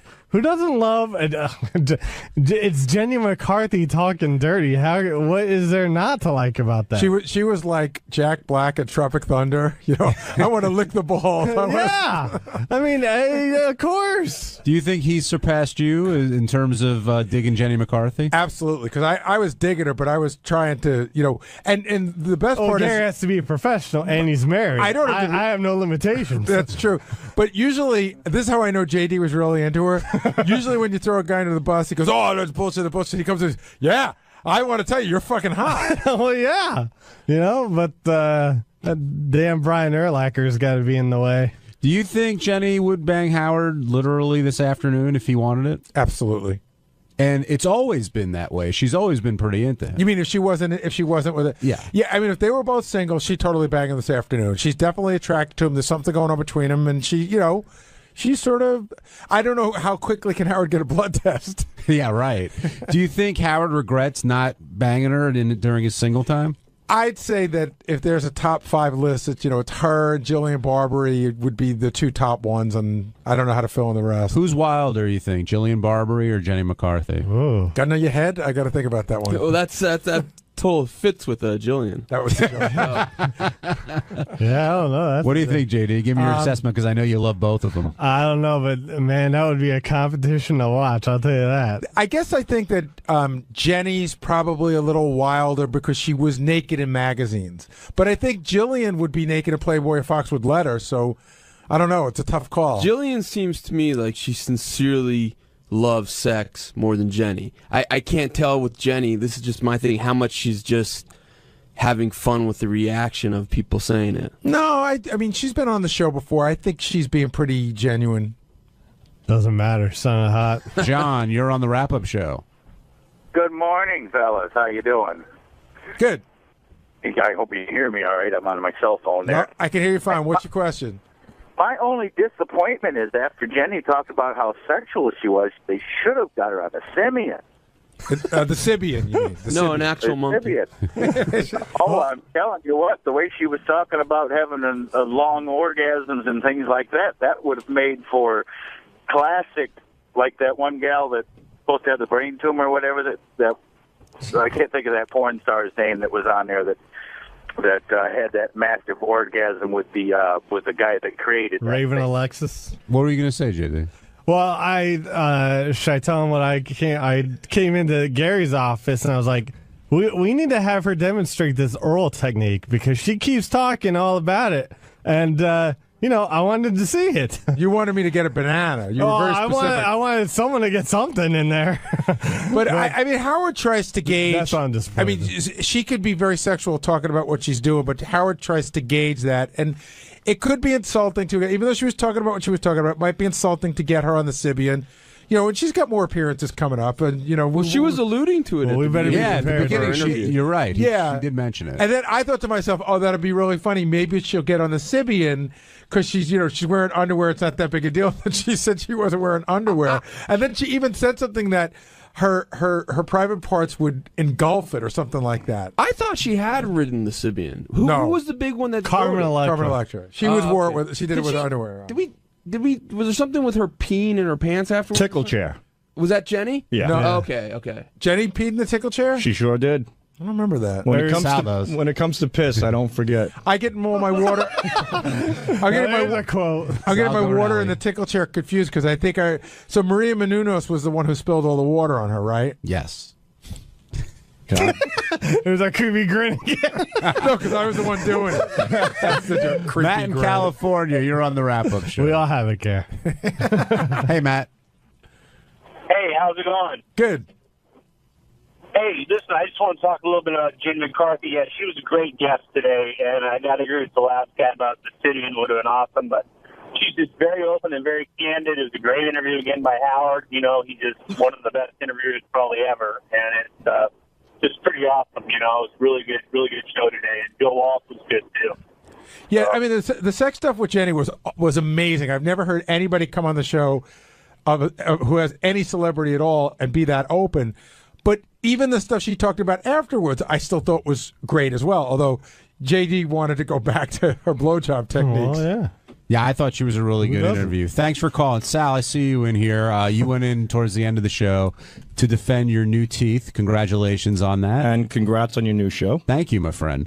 But it seemed You're that welcome. this is one of those situations where Howard had to tell you, don't cover your teeth when you're laughing. I don't want Gary to see them and make fun Well, of that's where I'm going with this. First of all, you look like Ross when Ross on Friends got kill his me teeth now. whitened. And As long as my teeth don't smell like Ross's teeth, I'll be fine. Sorry, Ross.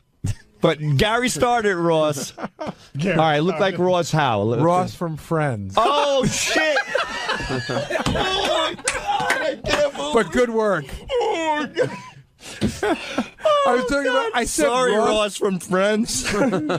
Oh, fuck, did I put my foot in my mouth? You sure did. You are one of a kind. I just kicked out my new teeth. But this was one of those situations where it seemed like Howard told you were inappropriate, therefore you're like, you know what, I guess I see that, when you were getting them and the jokes you made and things like that. But do you really feel like you did anything wrong when you were in there? I think I'm a normal guy. I think I'm getting my teeth done. I have a little gas going. I have a beautiful assistant to the left of me. If you're so normal, how come you're the only one that seems to get in this kind of trouble? I don't know. You guys bring it to light. But it should be like everybody should be. You should hear every day, oh, my God, some guy went to the dentist office, used the N-word. You don't only hear about you. Yeah. Well, I didn't use the N-word N-word, not N-word in a derogatory sense, like when that black guy stole your chocolate, Gary. I used it singing along to a song. Let's go back to the hits. But yeah, I thought I try to make the best of it. It was very painful. You know, Gary, how it is. It's you're under a lot of pressure. It hurts. There was pain involved. Not much pain, but at first he missed a spot or two with the Novocaine, and God, my balls went right up my ass. Whoa, because you clench up. And I kind of wanted to break the ice a little bit. Can we clarify something? I've heard you paid $12,000, $6,000, Right. $18,000, paid nothing. What's the truth? I paid $6,000 for around $5,800 for the lab work, for the teeth itself and the lab work. The dentist did the work, put on the teeth, and they did the gum shaving for free. Why? Well, he offered it to me for free. But who is he to you? Nobody. Well, I met him through somebody. And he says, look, if you want nice teeth, I can help you out. And he says, I could give you a deal. I'm a fan of the Howard Stern Show. He's a big fan of the show. Because here's the allegation that's going around the back office. Yeah. There was a page 6 item about it last week. So that basically you got on the air. The rap is you got on the air, gave out the guy's name, got the page 6 thing, and in exchange you did it for free. I swear on my children, never called page 6, never did anything like that. There was no barter there. I'm assuming, which makes logical sense to me, that somebody, either the dentist or the dentist's office, leaked that out. That occurrence did happen. They did put me in a separate room, and they waited for her to leave and then for me to go in because they were afraid she was going to be offended by seeing me.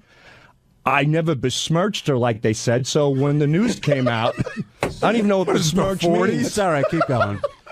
So when the news came, Scott the engineer comes into my office that morning, and he goes, well, you made the papers. And he hands me the newspaper, and I read. I'm like, wow, that's really odd. So, no, there was no tie-in with that. The dentist did give me a break. They are big fans of the show. Well, it's not a break. A break is a break in price. He gave it to you for free.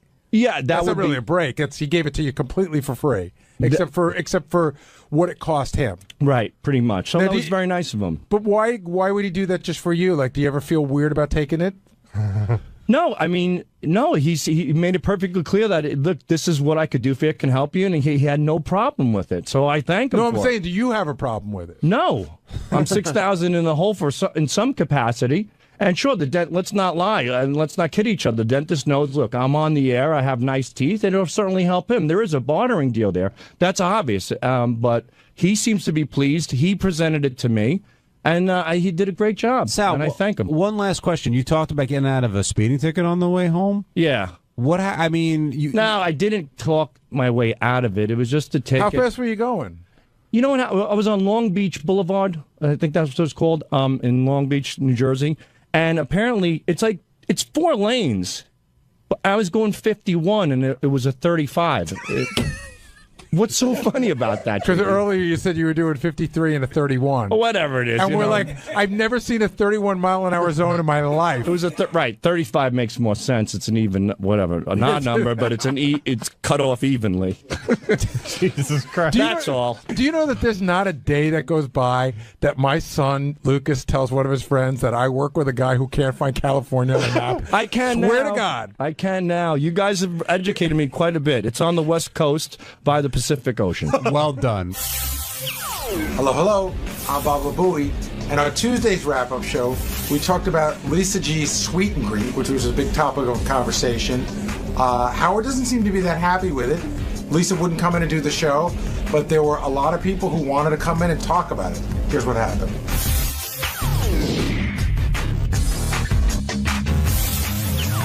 A lot of people, not just Ronnie, but he was in there pretty vocal about it, but a lot of people are upset about this Lisa G meet and greet issue. And the first thing I want to tackle, Gary, we kind of talked about this off the air, is Lisa treated differently because she wasn't sort of raised by the show? She came in from the outside. Or do you think Howard's not going, Howard could be hitting her harder and he's not for another reason? This is totally my opinion, but the first thing you said, yes, Lisa worked in the business for a very long time before she worked here, so I think Howard sees her as a colleague, even though they may not be equals in the same business. They are in the same business, and there's a totally different way you're treated when you've worked and come to work here as opposed to being raised here. I think I get more shit than Lisa might get just because Lisa had a career before here, and in Howard's eyes, he built my career.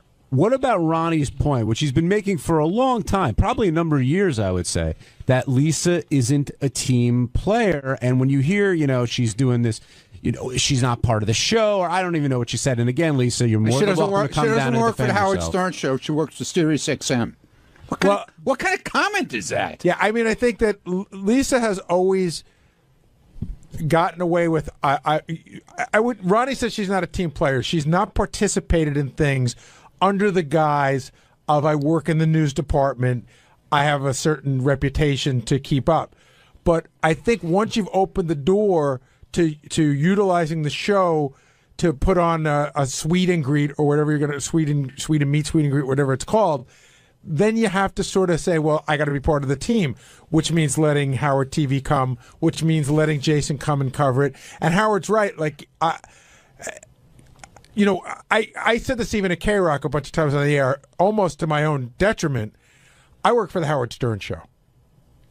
I love that I worked at K-Rock and I work for Tom, but at the end of the day, if Howard says let's pick up and go, I'm going with Howard. But why is Lisa's event getting under Howard's skin? I mean, Benji's got his project. Ronnie's got the block party. I'm not sure what Will has, but all that stuff, why is Howard dwelling on Lisa's? Why is that the one that's really pissing him off? I'm not sure, but I would have to go back to the idea that it's really not providing any sort of entertainment in any way. And I think he's even a little irked at the block party a little bit. How so? I don't know. He just, I think, and he doesn't like so much being exposed with the show. He likes, everything sort of, he doesn't sell stuff like Bill O'Reilly and Rush Limbaugh or whatever. So he doesn't want to have a whole lot of. He thinks a little. I mean, I don't know. It's trading off the show's name, something like that, and he just doesn't like so much exposed with his stuff. If you go back to the old days of the show, Stuttering John and I went out and did a version of the block party many years ago, and we got our asses handed to us. Right? Then John doubled on back and did a more interesting version of the block party, which was just basically John hiring 3 unbelievable comedians and taking most of the money. And for some reason, Howard didn't seem to mind that. I always wondered why. And again, with the block party, Howard doesn't seem to mind. But there's one thing the block party provides that Lisa's not provided yet, which is a lot of content. Although she's providing content now, I think that the block party comes back to us every week with stories that are fun and interesting for the show. Right. It feeds the Howard Stern show. Right. Therefore, Howard's more tolerant of it. If I don't know if I'm using the right word there. I just wanted to say, too, having been a listener for so many years, I know what not to do going into something like this. Well, like what? Well, like, for example, not putting Howard's name all over an event that he's not going to be a part of. I remember John getting chewed out for Howard Stern and Friends, and then it was Stuttering John and Friends, and, from the Howard Stern show. And Howard Stern's name would be 10 times, 10 times bigger than anybody else's name. Shuli and Friends. No, Shuli and Friends. No, but I make sure that, But Lisa isn't doing that in this instance. I'm not saying she is. I'm just saying those... for what Gary was saying was when they used to catch shit in the older days for doing this, it just, you got to go into it respecting the fact that he's the reason why we're all getting a chance to do this. Ronnie, why do you think Howard's so bent out of shape about Lisa's event? Pretty much for the same reason everybody else is thinking, because there's nothing there. She's not doing anything. She's charging a lot of money. Baking and talking. She's not even, according to what I heard, you're going to have to pay $103.49. And then you have to pay for your cupcakes and your coffee. Oh, I heard there was a free cupcake. Well, maybe that's from Lisa, but from the place itself, you're going to, if you want to purchase, if you want coffee, if you want a drink or whatever, you're going to have to pay for it. Oh, so anything above and beyond the free cupcake is on you. I'm assuming that Lisa's bringing the cupcakes. She's not making anything very clear what she's actually doing. Are you insinuating that while Lisa's meeting and greeting, she may be running a cash bar? I don't know. I think he's more than insinuating that, Gary. I don't know. And I said, Lisa, they're looking for you down at the rap show. I can't come today. I can tell you. There you go. I mean, why aren't you down here defending what you're doing? I will just say this, and I'm not going to give Lisa too hard a time. She should be here to defend herself. She doesn't want to be.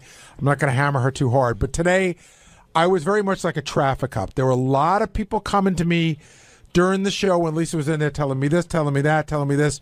And all roads seem to lead, at least people's belief that works here, is that this is all based out of some sort of jealousy that Lisa has towards almost everybody on the show, in the sense like, why does the block party get to go out? Why does Benji get to go out? Why does John Hein have a TV show?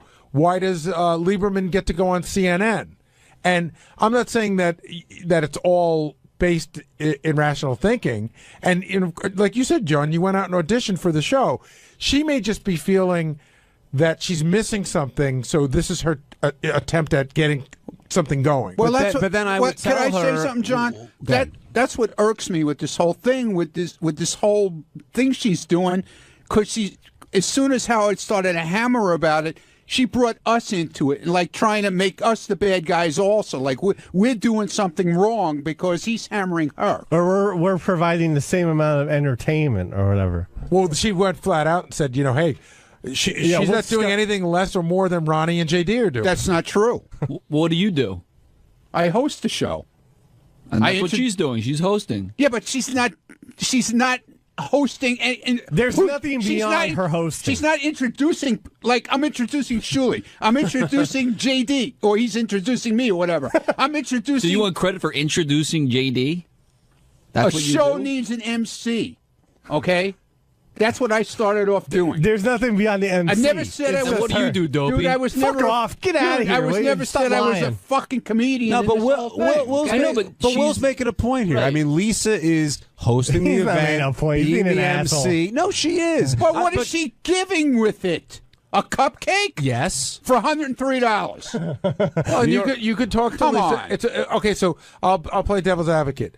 It's there's women who listen to the show who may not want to go to the block party because it's a little racy for them. Right. They're more in Lisa's sort of thinking.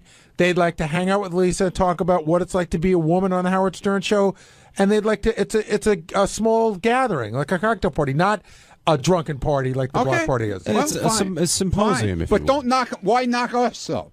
Because he's hammering her. Why bring us into it? What do we have to do with it? This is my theory. You guys tell me if I'm off here. I think she brings it in because she feels like you and Scott and JD and other people are kind of on the same level as she is, and if you guys can do it, why can't I do it? Because she brought me into it too for the same reason, I think. But the difference is, John, we are doing a show. What she is doing is not a show. It's showing up at a bakery and hanging out with fans. That's not a show. That's a Q&A. That's a town hall meeting. But okay, so I'll jump on that one, and I'll say there's plenty of people who go to college campuses, and that's all they do is a Q&A. That's fine. That's fine, but don't pull in a comedy show and say this is the same exact thing that I'm doing. It's not. It's just not. There's a show. There's content. Aaron and Dayton, you're on the wrap-up show. Hey, good afternoon again. Can you hear me all right? Yep. Okay. I just wanted to comment. I mean, during the fight week, of course, we heard that Stuttering John got his ass reamed by Howard for going out, using the show for personal gain. And at this point in the game, everybody on the show, I mean, with the exception of you, John, I mean, you was, somewhat famous beforehand, but everybody at this point, using the show for personal gain and monetary value. But, and of course, at this, what I'm getting at is, I'm sure she's not making a whole lot of bread, and she's putting at a point where she's, giving a little bit to charity. She's also, paying for a venue. She's probably paying for the wine and all that shit, and she's also like Gary said, part of the show. So, all right. So Aaron's sort of defending Lisa here. We pay for a venue. Yeah, I mean, she's good. That's a weird thing to say because whatever she's paying for or not paying for, she will walk away with a profit of some sort. She has no. Dude, when we do the block party shows, we pay for a venue, of course. So I mean, here's a question John and I were kicking around today. If Lisa said, "I'm going to be at the coffee shop for $100, you can come." And you get a cupcake and everything, and I'm going to play the violin for an hour. Okay. Would that change your perception of what she's doing? That's a concert. That's a concert. Absolutely. At least she's doing something other than having, 30 people show up and then just sit around and schmooze with them. Anthony, you're on the wrap-up show. Hey, what's going on? I'm a big 𝗛cie fan. I mean, I'm a stand-up comedian. I moved out here to PA from California, and just the transition there, but she's promoting the show because she is bringing, she's using the Stern Show as saying, I'm bringing the female listeners and trying to make money off that because the block party is just completely different from what she's trying to do. She doesn't have an act. So she's using the show to get the female listeners out there to make money. I mean, she's got to rent a car. But why is that wrong? I'm just going to play devil's advocate. Why, if you could say that Julie and Ronnie are using the show to get male listeners to come out and see male-based humor, even though there's a lot of women there as well. So if Lisa feels she's going to talk to female listeners, why is that wrong? But why does she have to make money of it? If she started to support the show and want a gig, she should be able to be like, hey, I'm 𝗦𝗫𝗄𝗿𝗍. Come, get listeners to be more attracted to her, not because I need to make some money. Why should the guys from the block party make money? Shouldn't they just be, Julie's a comedian, shouldn't he be out there for the joy of making people laugh? Also, would it matter to you? I pay money to go see the block party. I pay money to go see the block party. I was up in Canada, and I saw the block party. It was fucking awesome. It was fun. But you haven't Anthony, people don't have to spend money to go to Lisa's event. They just won't go. Right. The reason I wanted to pick up his call is because he said Lisa's scamming people. And I think that's a poor choice of words because I think Lisa's being very upfront about what she's doing. I don't think there's any scam involved. Well, you know what? We should get Jason down here because he said that he feels like she's scamming people big time. But she's being very upfront about it. I mean, I don't think anybody who pays can't walk away surprised with what they're getting. What were you going to say, Benji? Well, would it matter? As I said before, I don't think there's anything wrong, and I think Lisa could say she's putting on an event in a different kind of way, but she's still putting on an event. I don't think there's anything wrong with that, except I felt she was being very hypocritical towards when she was criticizing me. But would you guys say it's any different if, let's say, this cupcake place hired her for an appearance and they paid her? I think that's different because you're not taking money from the listeners. Right. That's a huge difference right there. In other words, the Cupcake Place paid her. She goes there. Listeners can come for free and meet Lisa.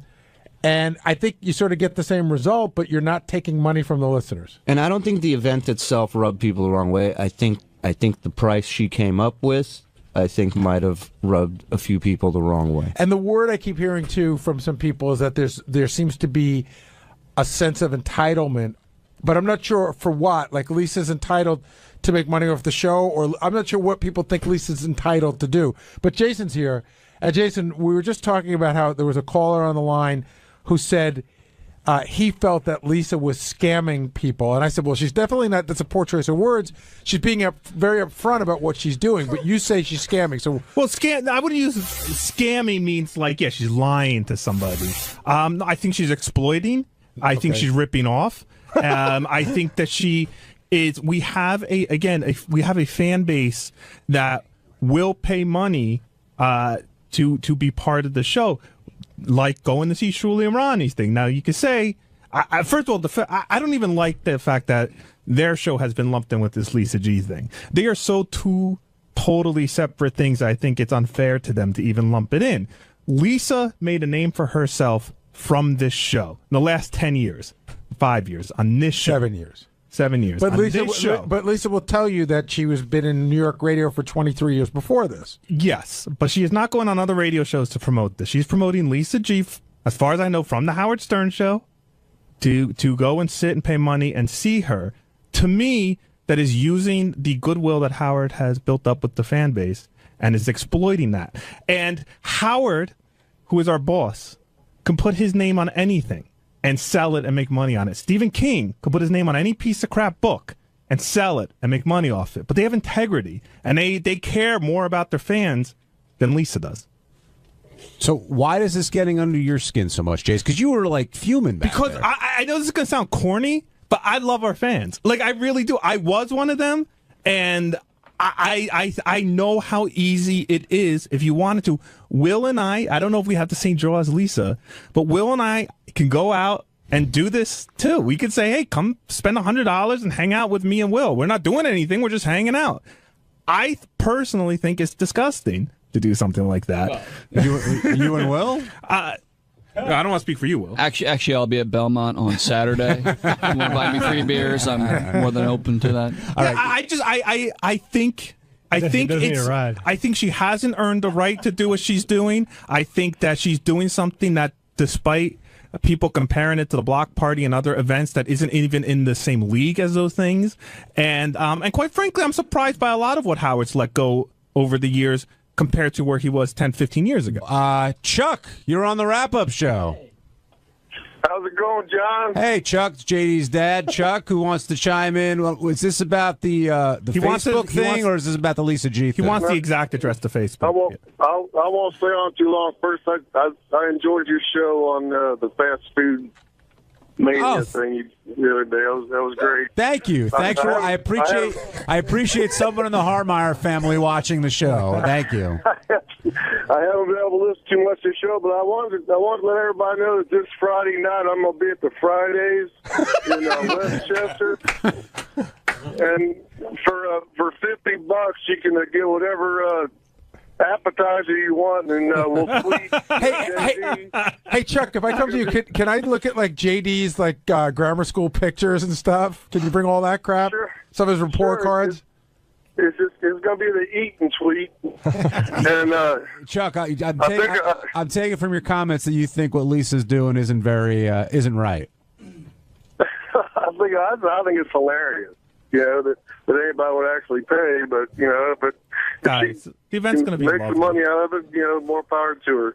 But so how about the argument that, hey, Lisa's really upfront with what she's doing. She's saying exactly what it is. I mean, why do you think somebody's being taken advantage of in the sense that they don't? Somebody says, hey, I want to meet Lisa G. I'm willing to pay that kind of money. You're taking advantages of people's passion to this show that she had of course, a part of in it because she works here and contributes to the show. But this isn't this is. But you're not going to meet Howard. That's a given. But someone could think that there's one person closer to Howard, and it doesn't somehow matter. they'll work themselves in. You've been with the show since the very beginning. Again, I just remember, and I'm a crazy fan. I admit it. I was a crazy fan, just like half the people who have been hired here.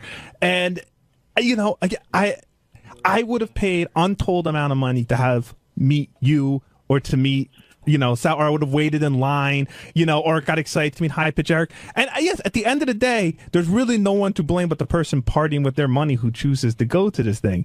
But she is putting the minimal amount of effort into it. Like even what you were describing, the Chuck stat, if he brought pictures of JD, that's already providing more content than Lisa G is providing. And the report card's an extra. Steve and I were joking the other day, Always. like, maybe we should sell tickets to us arguing about TV shows. We argue about TV shows all the time. Again, that's still providing more content than what Lisa G appears to be providing at this stupid thing where she is telling our fans, asking our fans to pay money to meet me. She's being very upfront. 10% of the net is going to charity, and that's very generous of her. But I just think it's exploitative. I think it's as exploitative as if Howard started putting out junk with his name on it. Chuck, I gotta let you go because a bunch of people on the horn. Anything else you want to say? Give me the horn. Give me the horn. I enjoy the show. Have a good day. Thanks, Chuck. Go check out the Pirates take on the Reds. Ralph Cirella, you're on the wrap-up show. Hey, now. Hi, Ralphie. This is all very muddy. I mean, if you're allowed for one, you have to allow for all. I mean, whether it's money for a cupcake or money to see a train wreck, it's what people want to pay. And I don't see why Lisa is being, who's Jason to decide what her appearing somewhere is worth to somebody. Well Ralph, the reason why this whole thing started is because Howard says it bothers him and he doesn't know why. So you're pretty close to Howard. Why do you think it bothers him? Well, I listen, I know what Jason's saying in the sense of like, hey, she's not doing much. She's just coming there and showing up. But you know what? That's what an evening with Bill Cosby. Bill Cosby just shows up. Maybe people want to go there for Lisa's personality. Maybe she's going to give recipes. I don't know what the fuck she's going to do there, but I don't know how that's any different than the block party. But you don't know how that's different than the block party. Hold on. No, I don't. We'll explain that in a second. But all that being said, Ralph, Gary's question is a good one. Like, why does this get under Howard's skin versus the block party, versus the TV shows, versus Benji's song, Bill versus Cosby, all the other stuff? Why do you think this is irking Howard? Because this isn't, but maybe because the block party is such a train wreck that it provides content on the show. Rodney goes out there and acts like an idiot, and then you've got tape of it, and Howard TV is filming it, and it provides content for the Howard Stern show. But I think it just sends signals to you can't allow one and not allow the other. But who are you guys to sit there and decide? Like, okay, well, first of all, okay, we don't. Howard does. Yeah, but Ralph, wouldn't you agree that? And I was going to get into this a little bit, but you brought it up. Wouldn't you say on this show there's different rules for different people?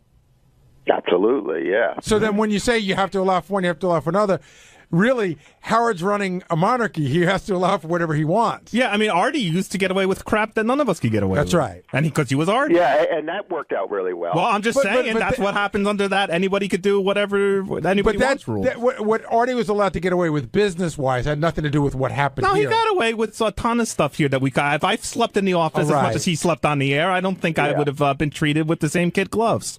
Absolutely, because you're not as funny as Artie. No, I'm not. Right. The people are treated differently here. Yeah. And that just doesn't work well. It just sends out a bad message to everybody. But again, I fundamentally disagree with you. I think Ronnie's block party does skirt the line of what Howard used to be angry about in the day when John and Gary tried to go out to do stuff and Howard didn't want it to become the traveling Howard Stern show. And I do think it comes up against that line. But at the end of the day, they're promoting their comedy show. People are buying tickets to their comedy show. I don't know. To me, it's completely different than having a lovely chat with coffee. I will agree that it's different. I don't know if it's completely different. I mean, I think what bothers you is Lisa's looking for a way to make money. Ralph, would you buy a ticket to just see JD and Ronnie, but no comedy?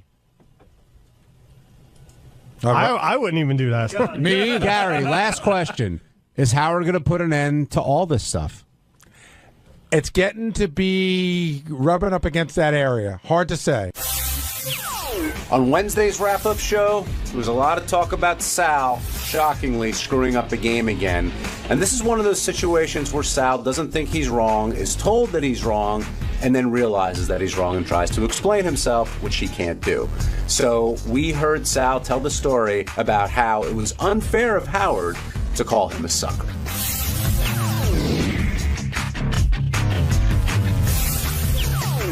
Now joining us on the wrap-up show, the great Sal Governale, who said, Howard, you're a sucker at least 20 times today. Actually, Sal, you refused to say it. That's right. Those were the drops being played, but... Why won't you repeat?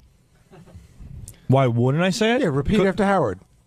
Because I wouldn't. It wasn't true.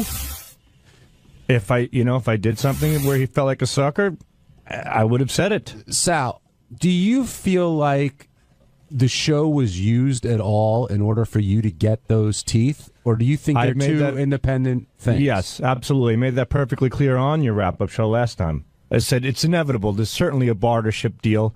People are not stupid. The guy was a fan of the show. And I certainly got a break because he was a fan, which is understandable. But we discussed it wasn't a break. Right. Then the break comes back and bites you on the ass. Nothing is ever really a break. There's a price to be paid, whether it's monetarily or getting the shit kicked out of you by Howard Stern. There's a price to pay, and I've learned it the hard way. Sal and I talked a little bit today. I was explaining that some of the money was for the actual physical things needed to do this, and the rest of the money was free. Yeah. So Sal didn't really get a break. He really got the dental work for free. Right. And I explained to him that, as Sal said, nobody gives something for free for nothing. They're always looking for something. Let me take a step back on this. Sal, do you feel you were unfairly blamed for the problems with the Bigfoot game? Because that's how this all started. At first, I thought I was. But listen, I'm the one who created the game. The glitch was there. Guilty as charged. But you said you double-checked it. What did you mean by that? I double-check all my work. In this particular case, and I don't know why. I don't know why I do these things, but I always give my... That seems to be the mantra this week. I heard Tim saying that earlier in the week. It's almost like, how people have a guardian angel? I have like a guardian bully. When I'm going... A black cloud? Yeah, when I'm going in the right direction, somebody's kicking me in the balls, just throwing my mind off a little bit, because I always give my CDs to Scott to double check. And like when Howard asked me, did Scott double check this one? I said, no. And that's when it hit me. I'm like, he didn't double check this one. I did, but inevitably it was a screw up on my part. It's always better to give your stuff to Scott, because then when it screws up, you could blame Scott. Right. What happened was there was a glitch. You saw it. Then you went back and saw that there was a track there. But what we figured out is that Bigfoot's answer was so short, right? Mm-hmm. It didn't register as a track. It was a track, but it just goes from one track to the next so quickly, which Richard knew, and he said, Sal just sort of forgot you got to add a little time. And by the way, yes, to say something nice about Scott Salem, that's the kind of crap he really catches. Right. Like I gave him all the impression stuff, and he called me and he's like, wow, the levels on this are really off on one of them, and we listened to it, and I'm like, good call, and he fixed it, and that's... And that was my mistake. So I took back that game and double-checked that one, and I had Scott check it. As a matter of fact, I went to Gary today, and I said, Gary, give me all the games back. So I'm going through every single game right now as well. There was a great moment, though, where the game fucked up, so I just start yelling, Sal, to just see where he is. Sal was on his way in, but Howard did play the answer, but Sal didn't realize there was a fuck-up. So Sal starts yelling at me, you owe me a fucking apology, asshole. Fuck you. Wait, can I just say, because I have my headphones on, you guys went from 0 to 1,000 the second Howard said that this isn't working. There's a reason why. Before, you guys were yelling so loud at each other that you couldn't hear Howard screaming about who do I have to blame, and I didn't know what was you came out with it was definitely like a sibling moment. What happened was I just yelled Sal as loud as I could to see where he was. I was coming around the bend. I was by the Howard TV room. I saw what happened. I'm like, whoa! Came around the bend, and Gary goes, Sal, where the fuck are you? What's going on? I go, Gary, and then I heard, as I was coming, I heard Howard fix, and I heard the track come through. I'm like, all right, it was a Howard issue, with the CD player. I go, Howard just fixed it, Gary. How about an apology? So Gary looks at me and goes, fuck you. Yeah, that's where I started hearing everything. So then Gary sits in his office. I go, how about an apology for that? And Gary goes, go fix your teeth, asshole. I go fix your fucking teeth. And all of a sudden, waiter, Sal, Howard wants you. It is fucked up. I'm like, oh, God, no. All I hear over my head. So this whole argument was going on over attitudes, and in the end, I was called into the studio thinking I was victorious, and boom. But what you didn't realize when you were in the studio, you still didn't realize you were wrong. You didn't realize you were wrong, and Gary is screaming. Yeah. He's deflecting. He's deflecting. And I mean, you were charged up, Gary. Oh, yeah. Well, yeah, he was trying to make it go somewhere else, but you didn't realize you were wrong. So Right. you were, no, Howard, I don't know what you're wrong. Yeah. And then I was sitting there going, oh my God, Sal's really digging the hole deeper because he doesn't know he's wrong yet. Yeah. How did you not know you were wrong, though? Like, in what? Well, like, I was arguing with Gary. I got called in, and I thought Howard called. I thought somebody sent him a note that Gary and Sal are fighting over the track. So in my mind, I'm thinking, all right, I'm going to go in, and then Gary's going to get called in, and Gary apologized to Sal. Here I am thinking it's going to be that way. And by the way, I just want to say, the desperation move if I'm beating you is you bring up the sleeping. I know, dude. That's a That good was one. 4 years. I mean, how old is that? Hey, already? listen, where am I going to go? I get it. I get it. You're drowning and you grab at anything. Anything. But what really, I think, really changed it was, one, I think Howard saw your point a little bit, and I think you were starting to cry. No, I wasn't. That's why I ran in. I got worked up, but I certainly wasn't starting to cry. I wasn't going to run in with the camera until I looked at the monitor and saw how worked up you were, and I'm like, I better get the fuck in What there. was bringing you to tears? The fact that Howard thought Nothing you were brought- lying, or were you emotional in any way? you were would you Sal? say? You were over the top at a certain. It was the whole sucker thing, and he said you outsmarted me. I would never. That's just impossible. Well, no, it's not. It's impossible to outsmart Howard Stern, in my opinion. Yes, in any capacity. Yes, that's what I'm saying. So, and he kept going with that and the whole Howard sucker thing, and I'm like, this is just crazy, and that's why I just snapped. And he threatened to break up you and Richard. And I Right. know to you that's blasphemy, but it seemed like it might be going there. If it goes there, it goes there. And you know what? You'll see the results. Richard and I are a think tank. We work every day. We bounce ideas off of each other. We work great together. It's like breaking up Captain and Tennille. Is that a bad thing? Yeah, Sal, actually, they got divorced and she had a much better career. Sal, if this happens, keep It's your like mouth, breaking up Donnie Marie. Keep your mouth shut, because the way Howard described it on the air, you will be getting your own office, and Richard will be sharing an office with I would Scott. hate that. I would hate. You would I rather want- share with I'd- Scott? I would be in a bathroom with Richard. I would be in a dumpster with Richard. What? But if you and Richard together isn't an option, wouldn't you rather be alone than be paired up with Scott the engineer? I don't know. My brain can't even go there. That's like saying you're separating a child from me. I'm not kidding. Are you ready You're for a grown man? Are you ready for a world, say in 3.5 years, where the show ends and everybody has to go out and do their own thing? Are you and Richard going out as a team, or are you going to go out and do your own thing? It all depends. If we want, right now we're planning as a team, but we also can do our own thing as well. Let me tell you something from experience. If you're a team, one of you will end up stabbing each other in the back. It's just what happens when two guys at work team up on something and live together. I don't know about that.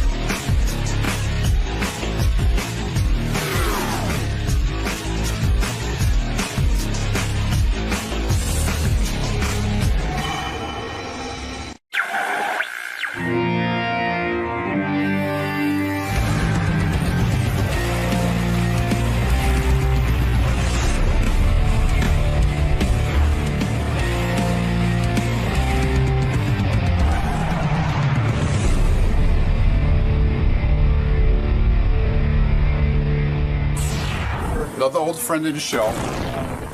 You gonna have a stupid comment about that? No, I have no stupid comment. All right, I'm just asking. Only intelligent ones. Oh, okay. You have an intelligent comment about that? A rock and roll legend. Okay. And an old friend of the show. Okay. All right? And we're going to bring him in. Well, what's his name? Joe Walsh. You're rusty, man. You're old. I'm old. Says the guy in the tinted glasses. Mr. Joe Walsh, welcome back, sir.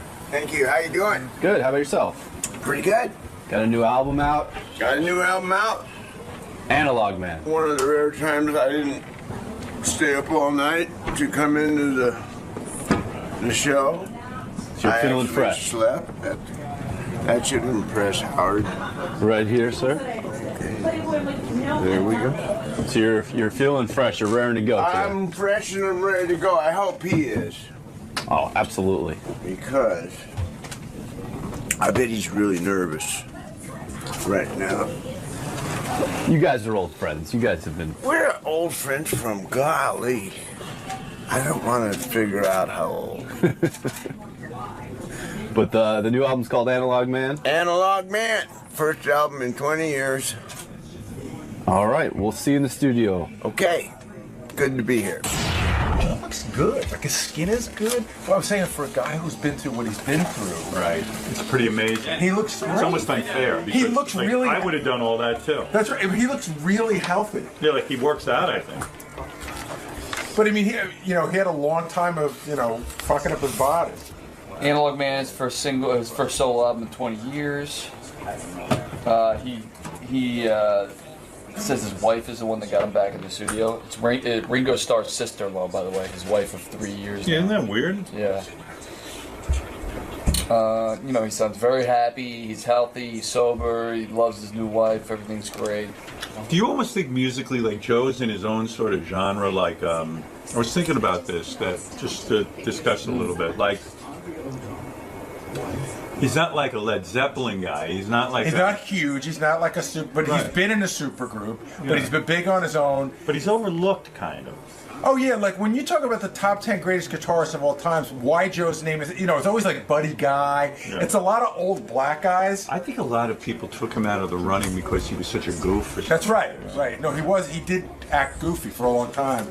Sorry, go ahead. He talks about how he talks to Ringo Starr for advice. He's very unaffected by his fame.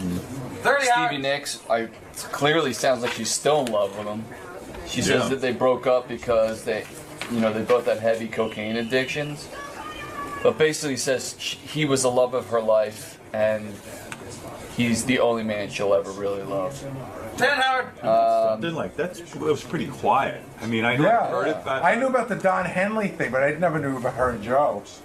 Joe, come on in. Joe Walsh from the legendary Eagles, of course. Look at you. Gary salivating over here. You look good, my man. Take a seat. Hi, how are you? He looks real good. Good to see you.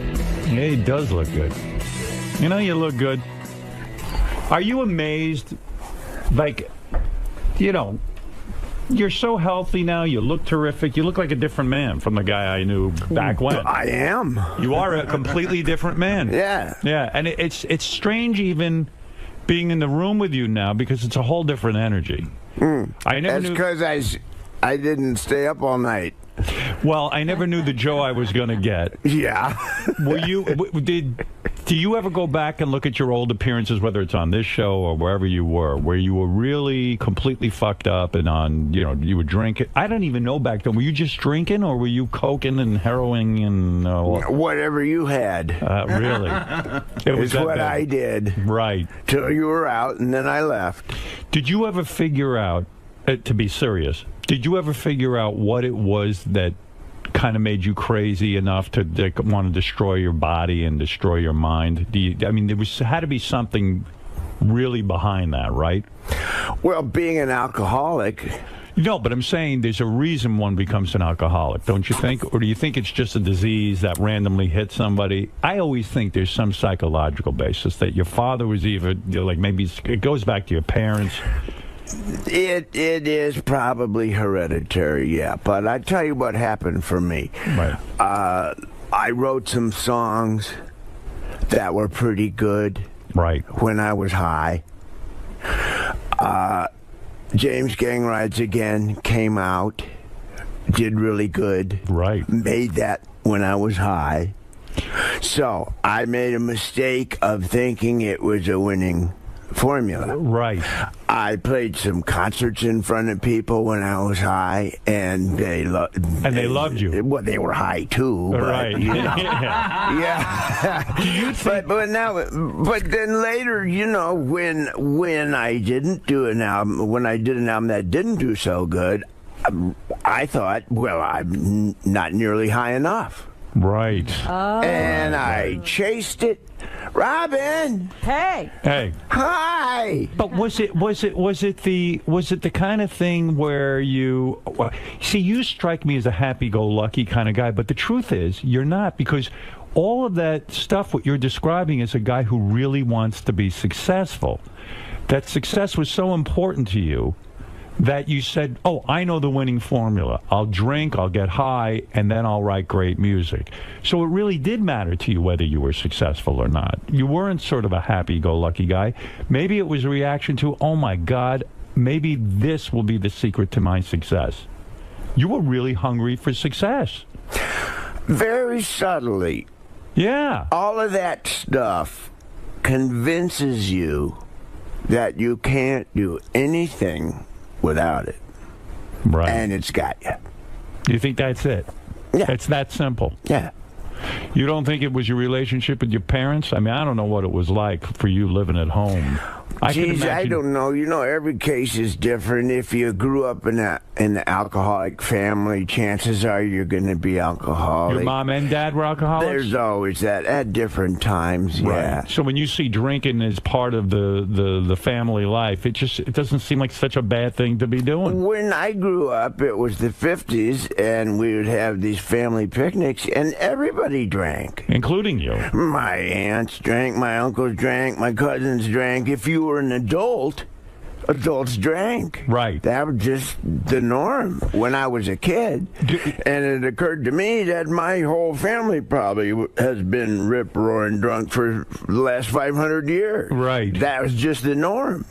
How hard was it for you to get sober?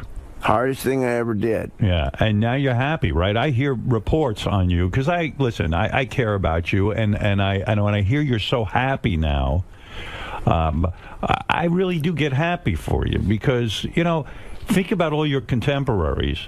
A lot of guys died who were even less fucked up than you. A lot of guys we know aren't around anymore. Yeah. Who you thinking about that didn't make it? I'm thinking 𝗛𝗵cie. Kennison. Right. And Keith Moon. And it's kind of sad, too, because if you get that second chance, if you live long enough and you kind of get sober, you go, oh, wow, you think about those guys. They were cut down in their prime. Yeah.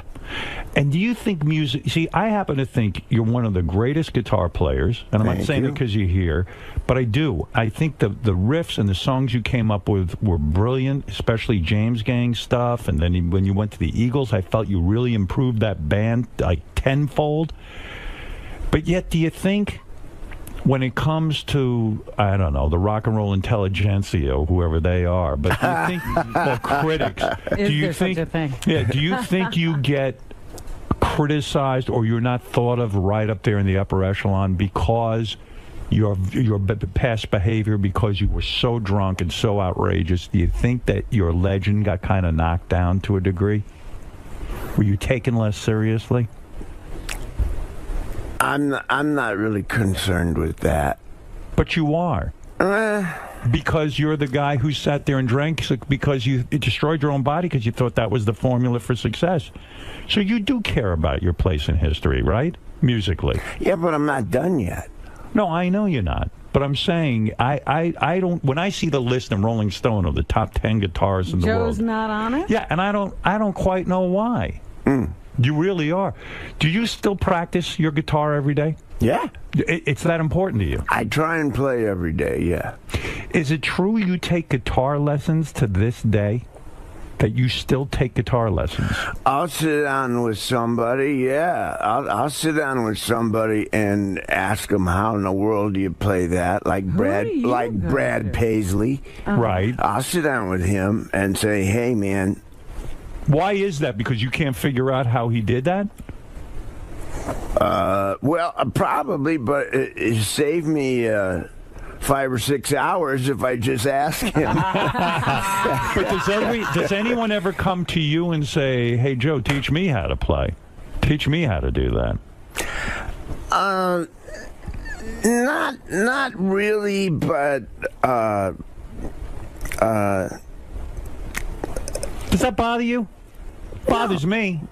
You're the guy who should be giving guitar lessons, not getting guitar lessons. Well, you know what I'm saying? Who does he think is the greatest? Who are your heroes musically? I've never asked you that. You were always too drunk. Couldn't get a straight answer out of you. Do you have musical heroes? No, I had heroes then. They were just different ones. Jim Beam. Yeah. Seriously, who are your heroes? Well, the guy that's the grandfather of us all is Les Paul. Right. Yeah. The guy who really invented the guitar, the electric guitar, right? The pickup and echo and multi-track recording. Did you get to know him? I knew Les, yeah. Yeah. Were you happy with the inventions and what he did to the guitar? Because you're a guy who in your new album you talk about analog, man. You can't stand all the new technology. It's kind of like I'm just a regular guy. I don't know from all this technology. Well, I'm not against it. I'm not an old analog fart who came out of the woods. Right. I don't think analog's better. It's just, you got to admit. But you're upset with technology. You don't like now in the Eagles that your fellow Eagle members sit in a studio and they use all these Pro Tools and everything else. It actually slows down the music making process. It changes it. It makes it more complicated. Easier. Here's two things it does, okay? Okay. One is you can fix anything. Which is bad. Bad, I think. Temptation to fix everything. You lose the soul of the music, don't you? If we'd had Pro Tools when we were doing Hotel California, we'd still be working on Hotel California. Because what you're saying is Hotel California has imperfections, so to speak. And those imperfections are kind of the cool things about it. The charm. Human. And so when you get in the studio now with the Eagles, they sit and go, wait a second, that note's just a little bit out of tune or it's a little bit off. Let's fix it. We've always been like that to some degree. Right. But the great temptation with Pro Tools is to go ahead and fix everything when you don't need to. Do you have enough of a voice in that band? I know you've got to sort of watch your P's and Q's with some of the band members, but do you have enough of a voice in that band to say, guys, stop. We're in a studio. What made us great, why Hotel California works, is because there are mistakes on it. It's not a perfect piece of music. Nothing is. Well, but it's real. I wouldn't single out the Eagles. You say they all do it. Everybody does it. But you are in the Eagles. It's a hazard of Pro Tools. It's a hazard of digital technology. There's one other thing I want to say. Yeah. The temptation with digital technology is to start with a drum machine. Right. That's virtual. Yes. And put that down. And then build up the track with virtual instruments, which are all in the computer, and build up the thing like a kit. And it never sounds quite as good. No. in the old days, you got some guys in a room, you mic'd them, and you pushed record, and you got the performance. Right, and isn't there something that comes out of that performance when a guy's sitting there, a drummer live, and all of a sudden he goes, wait a second, I have an idea. What if I hit it this way? Or you go, wait, I got a better riff. Or that's the magic of being in a studio with a bunch of guys. That's rock and roll from 1954 to 1962. But when you recorded the last Eagles album, and by the way, the album did well. I mean, there was an experiment, too. You sold it through Walmart, and it sold really, really well. And this is a tough day and age to sell music. Yeah. So the experience for you was not the same. Were you all in the studio at the same time, or was it all done with building it up one at a time? There's a temptation, right, to do it that way. Do you put up a protest in the band, or you just go along with the flow? I go along with the flow. We do it various ways depending on what we're trying to accomplish. Is it liberating now that you have a solo record out because you don't have to deal with the, I'm not going to call it nonsense, but the politics of the Eagles? Is it a liberating experience for you to go in and do it your way? It's what do I say? Yeah, but I mean, for all of us, I mean, Don's down in Nashville doing his own thing, recording. Glenn made an album. But for you get to do it your way now. I get to do it my way, yeah. Is there a part of you that goes, I'll show these fucking guys how an album should be made? Nah. Never? Nah. There's no anger there, no bitterness? Nah. Have you given up all your friends from the old days? In other words, you used to come in with a boatload of characters that were hanging around. I'm talking about the days when you got my entourage. You had an entourage of guys who could drink you under the table. You know, there was the bass player, Rick the bass player. Are you done with those guys? Are they bad influences, so to speak, on you, or triggers for you? Well, Rick's exempt. Right. He plays with Neil Young now. Yes. He's cleaned up. He's doing great. That's good. For him. Yeah. Yeah. You have to change all your friends. I know. You have to. Yeah, or else you get sucked into the vortex. Yeah. Yeah. Well, you were another one. We felt like we were the friends that got, and we never did all that stuff with you. Yeah, but we were good for a influence. while, you didn't come see us. Yeah, were we part of the problem? Someone stole my identity, Robbie. Yeah. You know, when I was thinking about you, there was a great... I know you're happily married now. You've been married, what, 3 years? 3 years. Oddly enough, to Ringo Starr's sister-in-law? No. Wait, your wife, your wife is... Are you sure? Do you know who you're married to? What is he, Ringo? Yes, I do. Yeah, who are you married to? My wife is the little sister of Ringo's wife. Barbara Bach? Right. Yes. And you are now happily married. It's the part of me that was missing.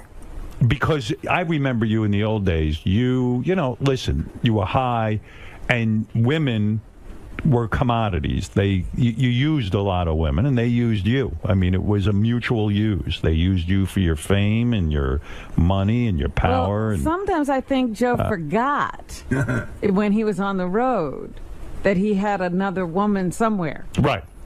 But did you have a whole epiphany about women? Like that changed your attitude toward women too? Well, the first thing that you can't do when you try to get sober is have a relationship. Right. They say that's the worst thing. Yeah. So I did that for a while. You did? You did all the wrong stuff. You sabotaged your recovery by being in a relationship with a woman during it. Yeah. Yeah. Yeah. And that didn't work good. So they're right about that. Yeah. These people know what they're talking about. Yeah. It didn't work good because she becomes your drug, right? Or a reason to drink. Ah. In other words, you'd start fighting with a woman, the relationship gets too heated up, you haven't worked on yourself enough, and then boom, everything goes kablooey and you need a drink. Women are a great reason to drink. Wouldn't you agree? Yeah.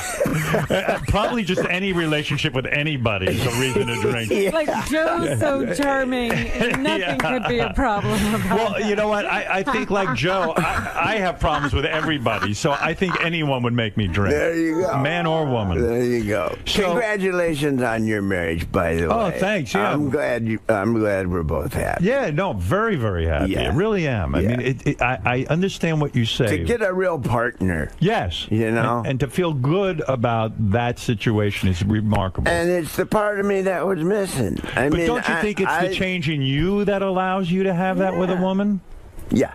That's what it is. Yeah. Yeah. You had to grow up. I couldn't have had any relationship like I was. Did you go back and say to any of the women you were with, and I'm sure you hurt some women and some women hurt you, but did you go back? Even I know, remember, you used to have the great joke, my ex-wife plaintiff. Yeah, did you call plaintiff? Did you ever call plaintiff and say, which one?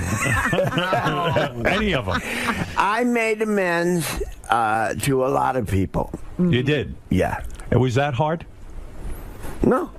Once you do it, does it unlock something in you? Like, does it open up your heart? Yeah. It does? Yeah. And so you would call, did you call your ex-wives? Mm-hmm. And you said to them, look, I'm sorry I put you through hell. I'm sorry I did sorry I put you through hell. Were they all receptive to that, or did some of them say, you know what, Joe, fuck yourself? There was both. Both of those. Some people say, I understand. I'm glad you're sober. Some people say, up yours.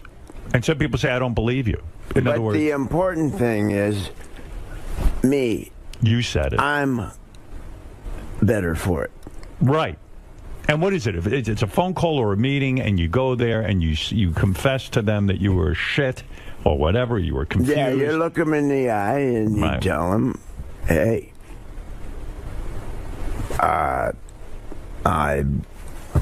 I was really a bad person to you, and I regret it, and I'm sorry. Wow. Boy, that's heavy. That's hard. It's heavy, but I mean, that's part of recovery. Because you live in all that garbage. You constantly, even now, everybody goes into the past and digs around in a pile of stuff. Right. And you look for something to be mad about. Right. You look for something to get in a bad mood about. And you attach an emotion to it. And then you're in a bad mood. And none of that exists. All that anger is in you. Yeah. If you clear that out by making amends, you stand a chance. Right. Well, it's a tough. I tell you what, that is not an easy assignment. Has he decided to have more children? No, you're not having more kids, are you? No, I have lots. Yeah. How many kids? I saw one of your daughters on a TV show. Lucy. She's a very talented girl. Yeah. Yeah. She wants to make it in the music business. She's also acting. She's pretty serious about acting. Good-looking girl, too. Yeah, she's nice. Yeah. And then I saw they got you on the show, too. They schlepped you out. I was like, oh, poor Joe. Well, I showed up for her. Yeah, right, I know.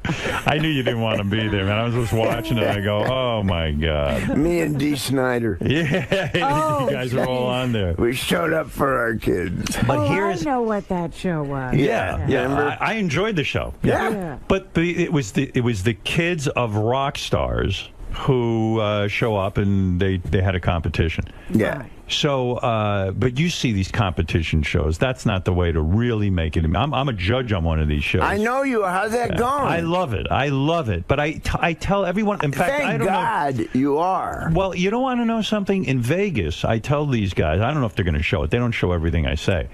But I said to them, you got to remember, a lot of hard work goes into it. When I saw them fucking off or doing something weird, I'd say, I know musicians. And these guys work their ass off. They might look happy-go-lucky, but how many hours did you spend in your life not only sitting alone in a room with the guitar, but also going out on the road and playing in front of people and learning that, even if you're playing in front of two people, life can really suck and it's not that easy.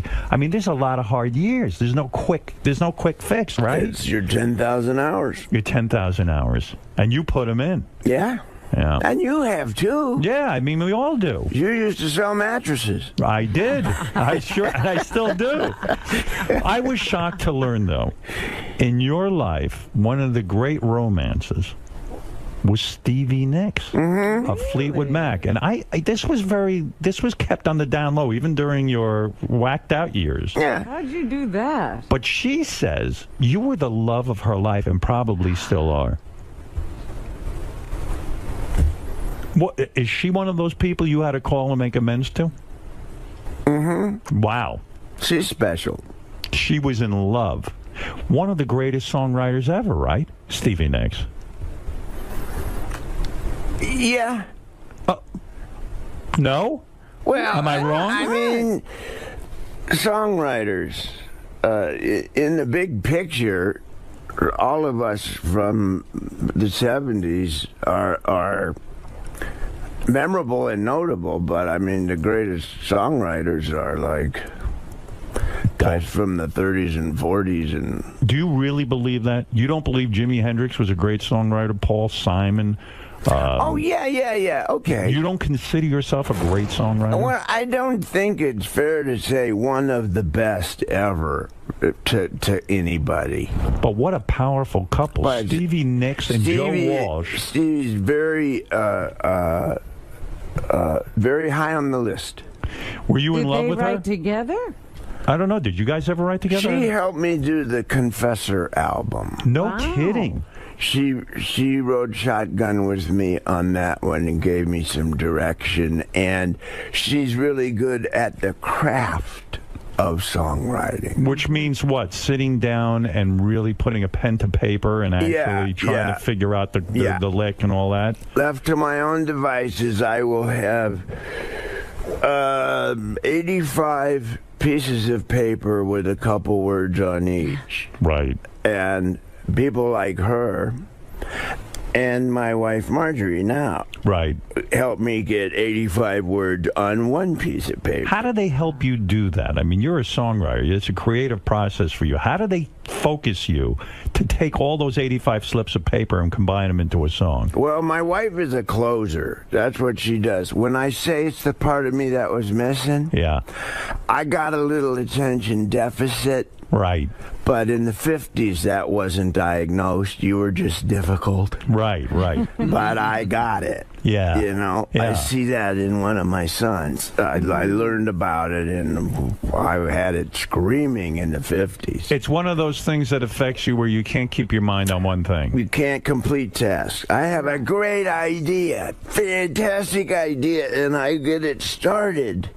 And wait a minute, I have another idea. So there it sits. You know, I'm reading a book about this. It's called Get Things Done. Yeah. Do you ever read this book?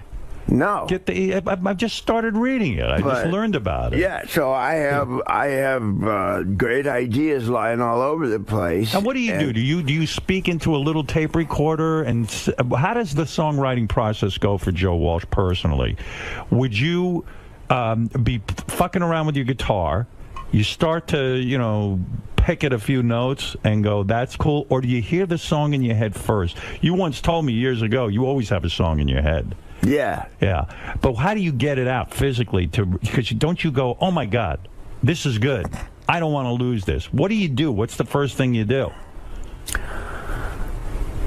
So you don't forget it. Well, you can carry around a little recorder. Do you do that? And put ideas down. When I remember to, yeah. Because you need a giant inbox, so to speak. But by that I mean you need a place that whenever you get an idea, you just put it in there so you don't have to sit and worry. Didn't that worry you when you had a great hook or something and you'd say, oh, shit, I can't forget it, I can't, or you didn't care?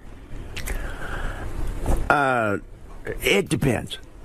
When I was wasted, I would write it down, except in the morning, it didn't make any sense. Okay, a song like Life's Been Good So Far. Life's Been Good So Far. You're standing around one day. Do you hear the words first or the music? Usually the music. The music? Yeah. You heard it's real abstract, and I think it's the same for for all of us. You hear an idea, and it's kind of a symmetry. So did you hear? So when you say you heard an idea symmetry, was it like Yeah, as a matter of fact, yeah. That's what you heard. Yeah. And then you go, I don't know what the fuck to do with that. Well, you go, okay, there's something. Right. Now, what do you do with that? You go over to a tape recorder and you go. I kind of have a place in my head that it goes with different drawers. Really? And you retain this? Yeah. I wonder how. I'm wondering, why don't you think this is something you've heard before? You know, like you're humming somebody else's tune. I'm amazed that I would sit there and think how many songs he forgot that are in that drawer. Well, think of how many songs never got written that people had. Yeah, Robin, you're right. Whatever you just said, I forgot. Sometimes you think it's something you heard. Yeah, right. Well, that's where you go, aha. Right. You mess around with old blues licks, and you mess around, and you realize, boy, this is fantastic. Oops. Except it's a Hendrix lick. And you think, oh, well, start again. But once in a while, you get a nibble. Did you ever meet Hendrix? Yeah. Oh, you did? Yeah. Did you ever get to play with him? Not live. Not live. Backstage. You went backstage. Where was this? Youngstown, Ohio. Back in the early 70s? Yeah. Okay. And you're, what, doing a concert? Yeah. James Gang concert at that point? James Gang, Hendrix, and Sly and the Family Stone. All on the same bill. Well, remember in those days? Wow, yeah. You had 3 headliners on a show. And who opened that show? We did. The James Gang. Yeah. Unbelievable. What a show. Yeah. And then Sly and the Family Stone, and then I guess Hendrix. Well, Sly never came out of his dressing room. Yeah, right. But there's another guy. I mean, he's a difficult guy, right? He's had his problems. Yeah. Yeah, and I don't think he ever came out of them like you Still did. going through it, yeah. I don't think he made it. No. Do you ever see him around? Or? No. He's like a recluse. There's been Sly sightings, but... Right. Yeah. Yeah, I saw him on some award show or something. Yeah, but a few months ago, we were reading that he was in a trailer parked outside somebody's house. Right. Yeah. Yeah. Thank God you didn't go that route. Yeah. Well, yeah. Yeah. And does that give you the shakes at night sometimes? You go, shit, I could have really, really fucked up. Oh, yeah. Yeah. I am so grateful to be alive and sober. So Hendrix is backstage. And what happened? He's backstage. We're in a like dressing room, which is like where a hockey team changes or something. You know, not glamorous. So yeah, right. and he's there, and I finish, and we finish, and we're in the same dressing room. So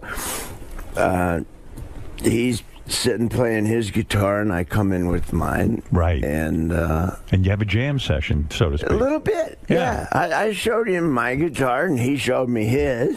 Do you get intimidated by a guy like that? Nah, he was a wonderful guy. Of course, I'm intimidated. By his talent, I mean. By him. He had an aura. I mean, he had feathers on. I mean, it was terrifying. Well, you talk about that. I read that Clapton and a bunch of other guys at the time who were considered top guitarists all went to see Jimi Hendrix when he first came on the scene. They went to a club and they all looked at each other and they went, shit, we don't even really play the guitar. What the hell are we doing? What are we doing? That was the famous story. Generally thought by the community, yeah. What the hell are we doing? Did you feel that way? Yeah. You did when you played with him. When you played with him, did he say, oh, wow, Joe, maybe we should get together in the studio and do something together? Or it never got that far? No, never got that far, but he showed me his guitar, and I paid attention to how the heavy strings, light strings. Right. How high are the strings? What's the action? Because he was a tough one, because he was left-handed. Right. So everything was backwards.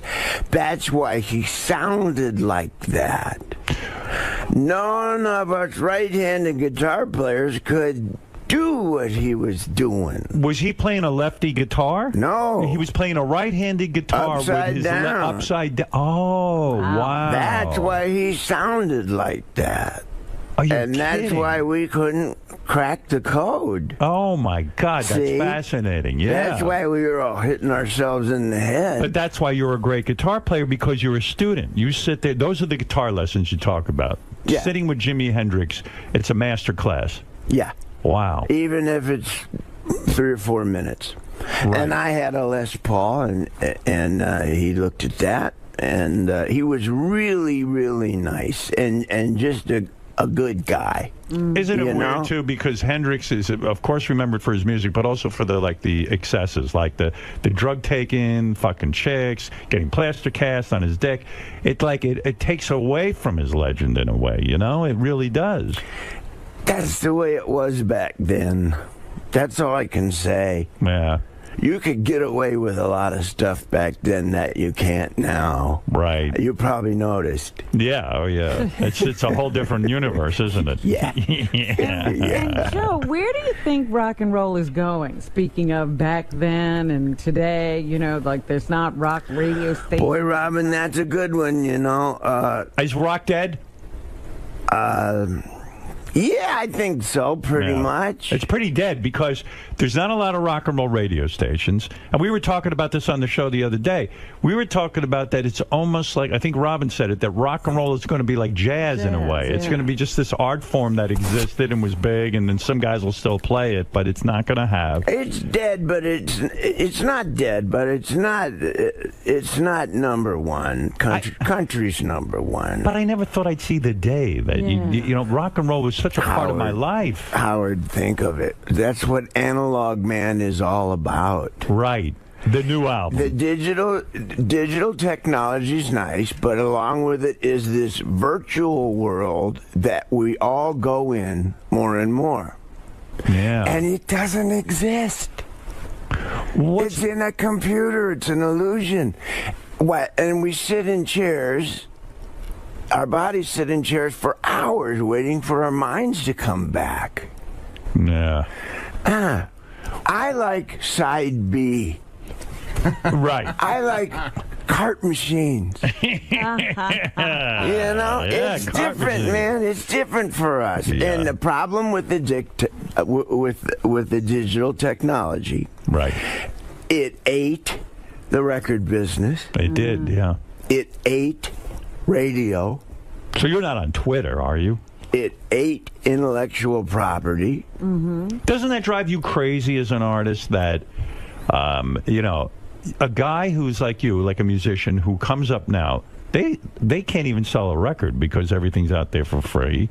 People don't go and buy DVDs and CDs. I know. They rip them off and that. It does seem unfair, right? People ask me, what advice do you have for the upcoming musician? I don't have any. I'm trying to figure it out, too. What is your game plan with the new CD? In other words, it's hitting the stores, I think, today, right? Tomorrow. Tomorrow, all right? And you have a new single out. But what's the game plan? Can you really... Well, I guess you could go around the country and play these songs. It's almost like starting over. Joe Walsh is one of the biggest names in rock, and yet it's almost like you're starting over again. You got to go out, play for audiences, and introduce them to this music. It's a fresh start for me.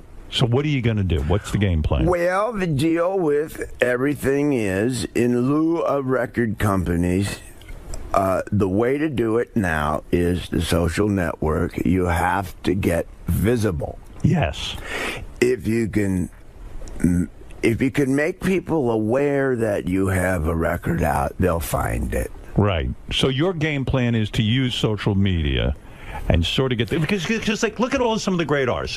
Paul McCartney just came out with an album. Nobody gave a shit. You know what I mean? Paul McCartney. It's like... It's like everyone has an even playing field now. There's nowhere to go. There's nowhere to bank on your name. It's just that I feel great for guys like you who have an audience already, and you can go out and do a James Gang tour, or you could go do a Joe Walsh tour, or you could do an Eagles tour. So you're fine. Nothing's going to bother you. But when you put out new music like you just have, that's the conundrum. That's the thing that you can't figure out. you can't assume that you're going to have a hit record. No. What's platinum now? 50,000 copies. That's right. Go make a living doing that. Woo! Right. How many records How many records between the Eagles and the James Gang have you sold? And Joe Walsh solo stuff. I don't know. You never counted it up? I got. I lost count after about 85,000. I was counting them on my fingers. You mean you really don't know, Joe? Isn't that an impressive number to know for yourself and look back and say, you know what? I can reflect on that number. Probably, but in that category, I'm not really that big of a fish. Look at somebody like Jeff Lynne. Now, Jeff Lynne produced your new record. Yeah. Jeff Lynne was, of course, of Electric Light Orchestra, ELO, and he's a great legendary. That guy sold some records. Did he? Yeah. More than you? ELO, I think so. But if you count the Eagles in your Eagles, record, okay, Eagles. Eagles are one of the biggest selling bands of all time. Yeah, Hotel California, I think, California isn't that the one album that, I think that's the #1 album for the Eagles ever? Greatest hits. Greatest hits. Greatest hits. Yeah, we go back and forth with Michael Jackson. What's the best song you ever wrote? Seriously, out of all the songs. I have, I don't know if it was Funk 49, Walk Away, I don't know. I could name Rosemary... Rosewood Bitters? Rosewood Bitters. It's more, I think, all these great songs. What is the greatest song you ever wrote that you're most proud of? The one you love the most. Yeah. Eagles-wise, I co-wrote Life in the Fast Lane with Don and Glenn. Right. Yeah. Solo-wise, probably Rocky Mountain Way. Yeah, what a song. Do you still stop and listen to that on the radio? I mean, it's on the radio all the time on classic rock stations. If you hear it, will you stop and listen to it and go, man, that's a good fucking record? Or will Who you wrote just... that? Yeah, will you just tune by and say, I don't want to hear it again? One of the things that makes it magic is it's a bunch of guys playing in a room. Right. Rocky Mountain Way. Yeah. You're listening to how it was made. That groove you can't do with Pro Tools. No. And you remember when you came up with that, or were you so drunk? Like, was that part of your drunken formula where, like, hey, I get really high and I write? Do you remember any of that process of writing that great song? Yeah. Oh, you do? Yeah. What was the process on that one? I was in Colorado. Right. I had left the James Gang. I was worried that I might have made a mistake. It's scary. Yeah. Yeah. Yeah. Because that was a successful entity. Yeah. Right. Yeah, we were doing fine. Why did you leave?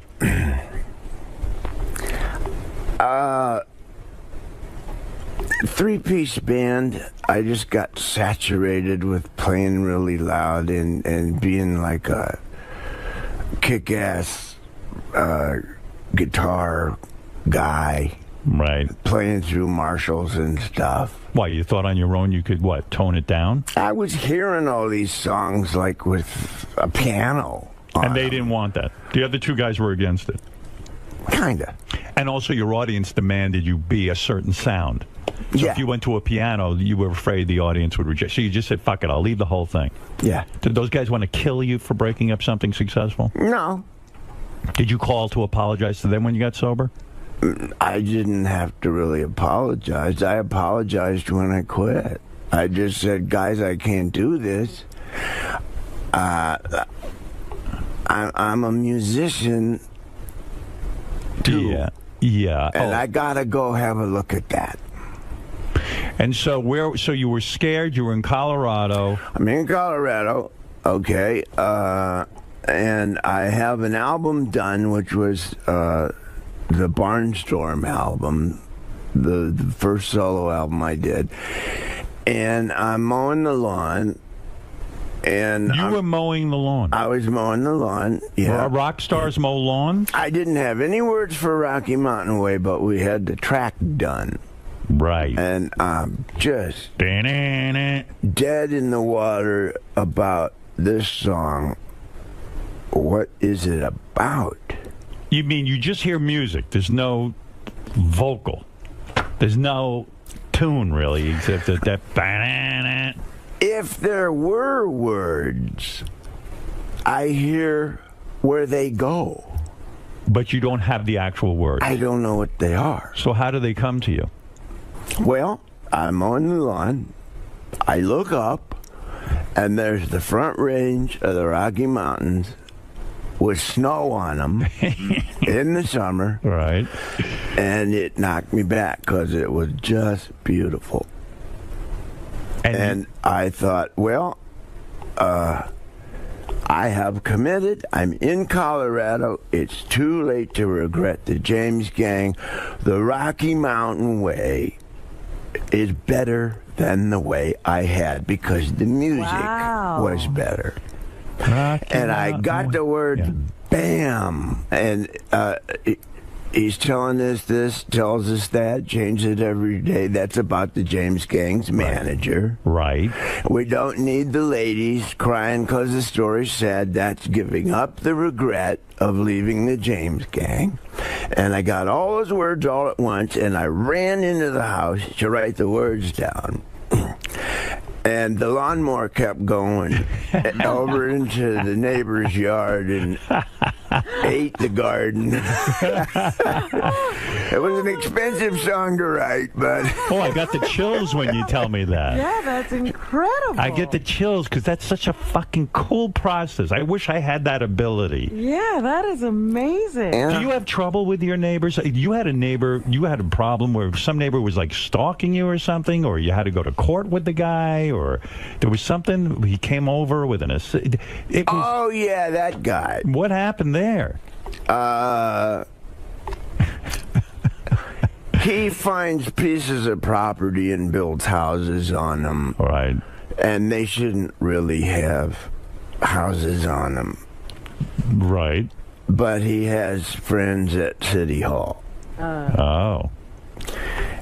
And,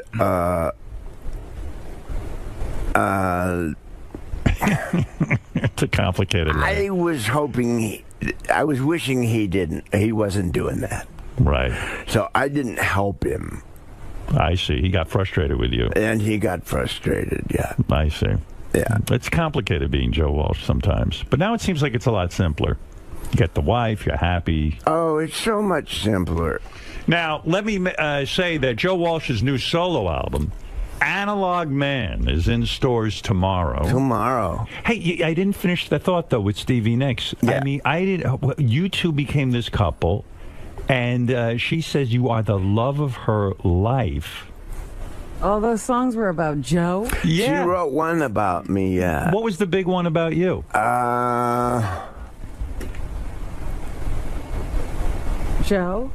Joe just fell asleep. Yeah. He's thinking of the name. I'm embarrassed. I don't remember. Was it a Fleetwood Mac song, or was it from one of her solos? One of her solos. One of her solo albums? Yeah. Yeah. Stand there. Has anyone ever wrote a song for you? Hell no. I wish you No, would. that's how the song goes, stupid. Oh, shit.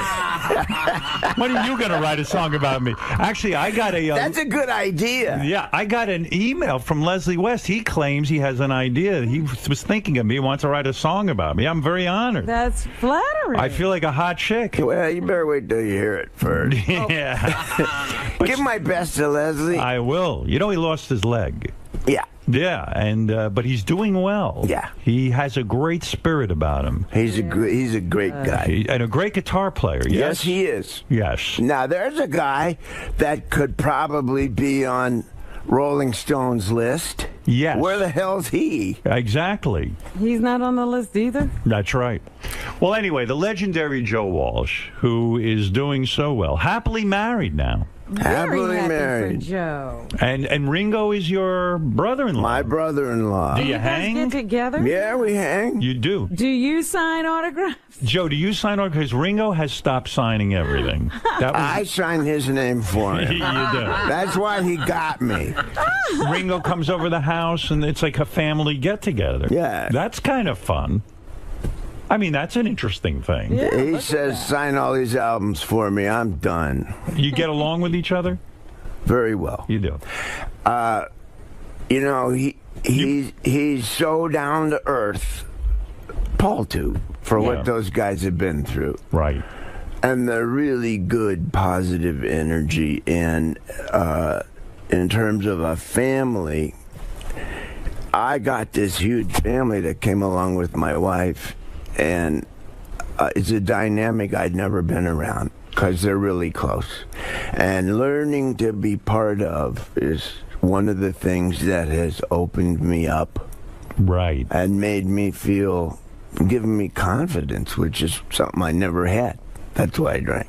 Yeah. Well, I'm glad you're not drinking, and I'm glad you're healthy. So having Ringo, his insight and his wisdom has helped me with my life and as a human being, besides the music part of it.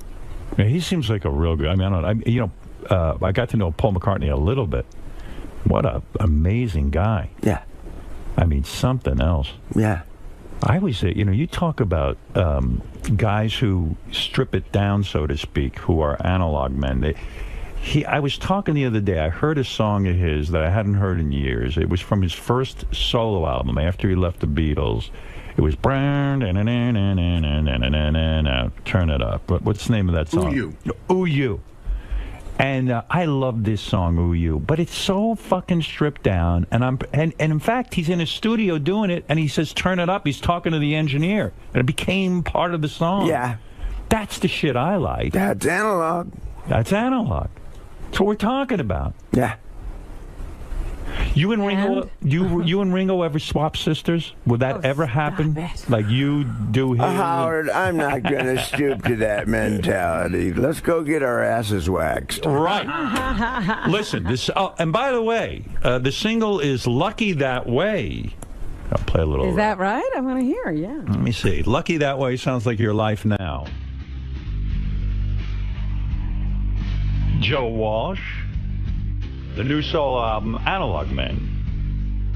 And that's in the stores tomorrow.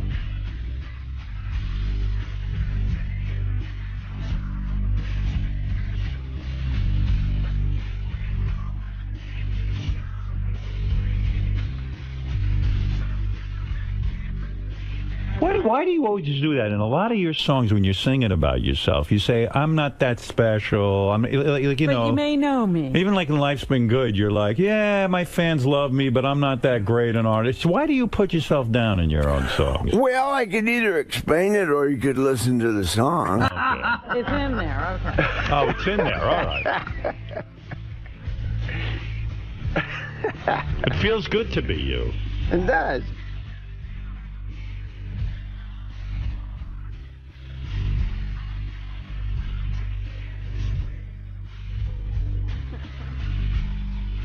Listen to the chorus. I am. Oh, yeah. But here comes the chorus. When you wrote you had a Maserati, did you really have the Maserati?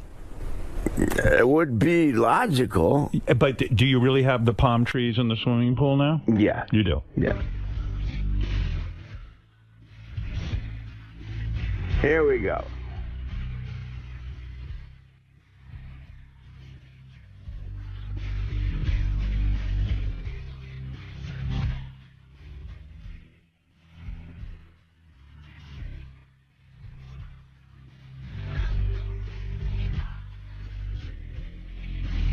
Here we come. This is it.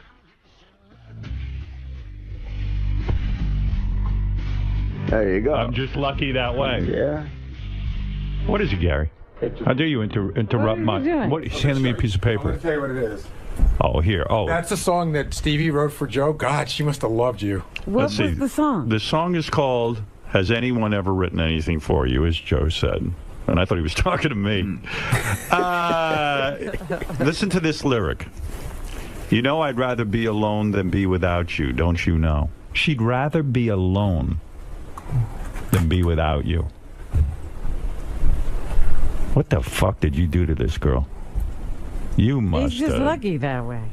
You must have banged her silly. Were you in love with her? As a sister. Really? God, she was. I mean, I imagine this was the 70s, right? I mean, she's like a soulmate, you know. You still talk to her? Once in a while. This was like in the 70s, right? I mean, was there a more beautiful, physically beautiful woman than Stevie Nicks and all that talent? I mean, you would think that's the whole package. I mean, that would be my fantasy. Were you not into her? No, I was, Robin. That didn't come out right. All I'm saying is that we were seeking refuge, kind of, in each other's presence. Because you both were into drugs at that point? Kind of, yeah, there was that part of it, but we were on the road, we had careers, we were both lonely. Why did you never marry her? Did the thought cross your mind at one point? No. And you never thought that way even in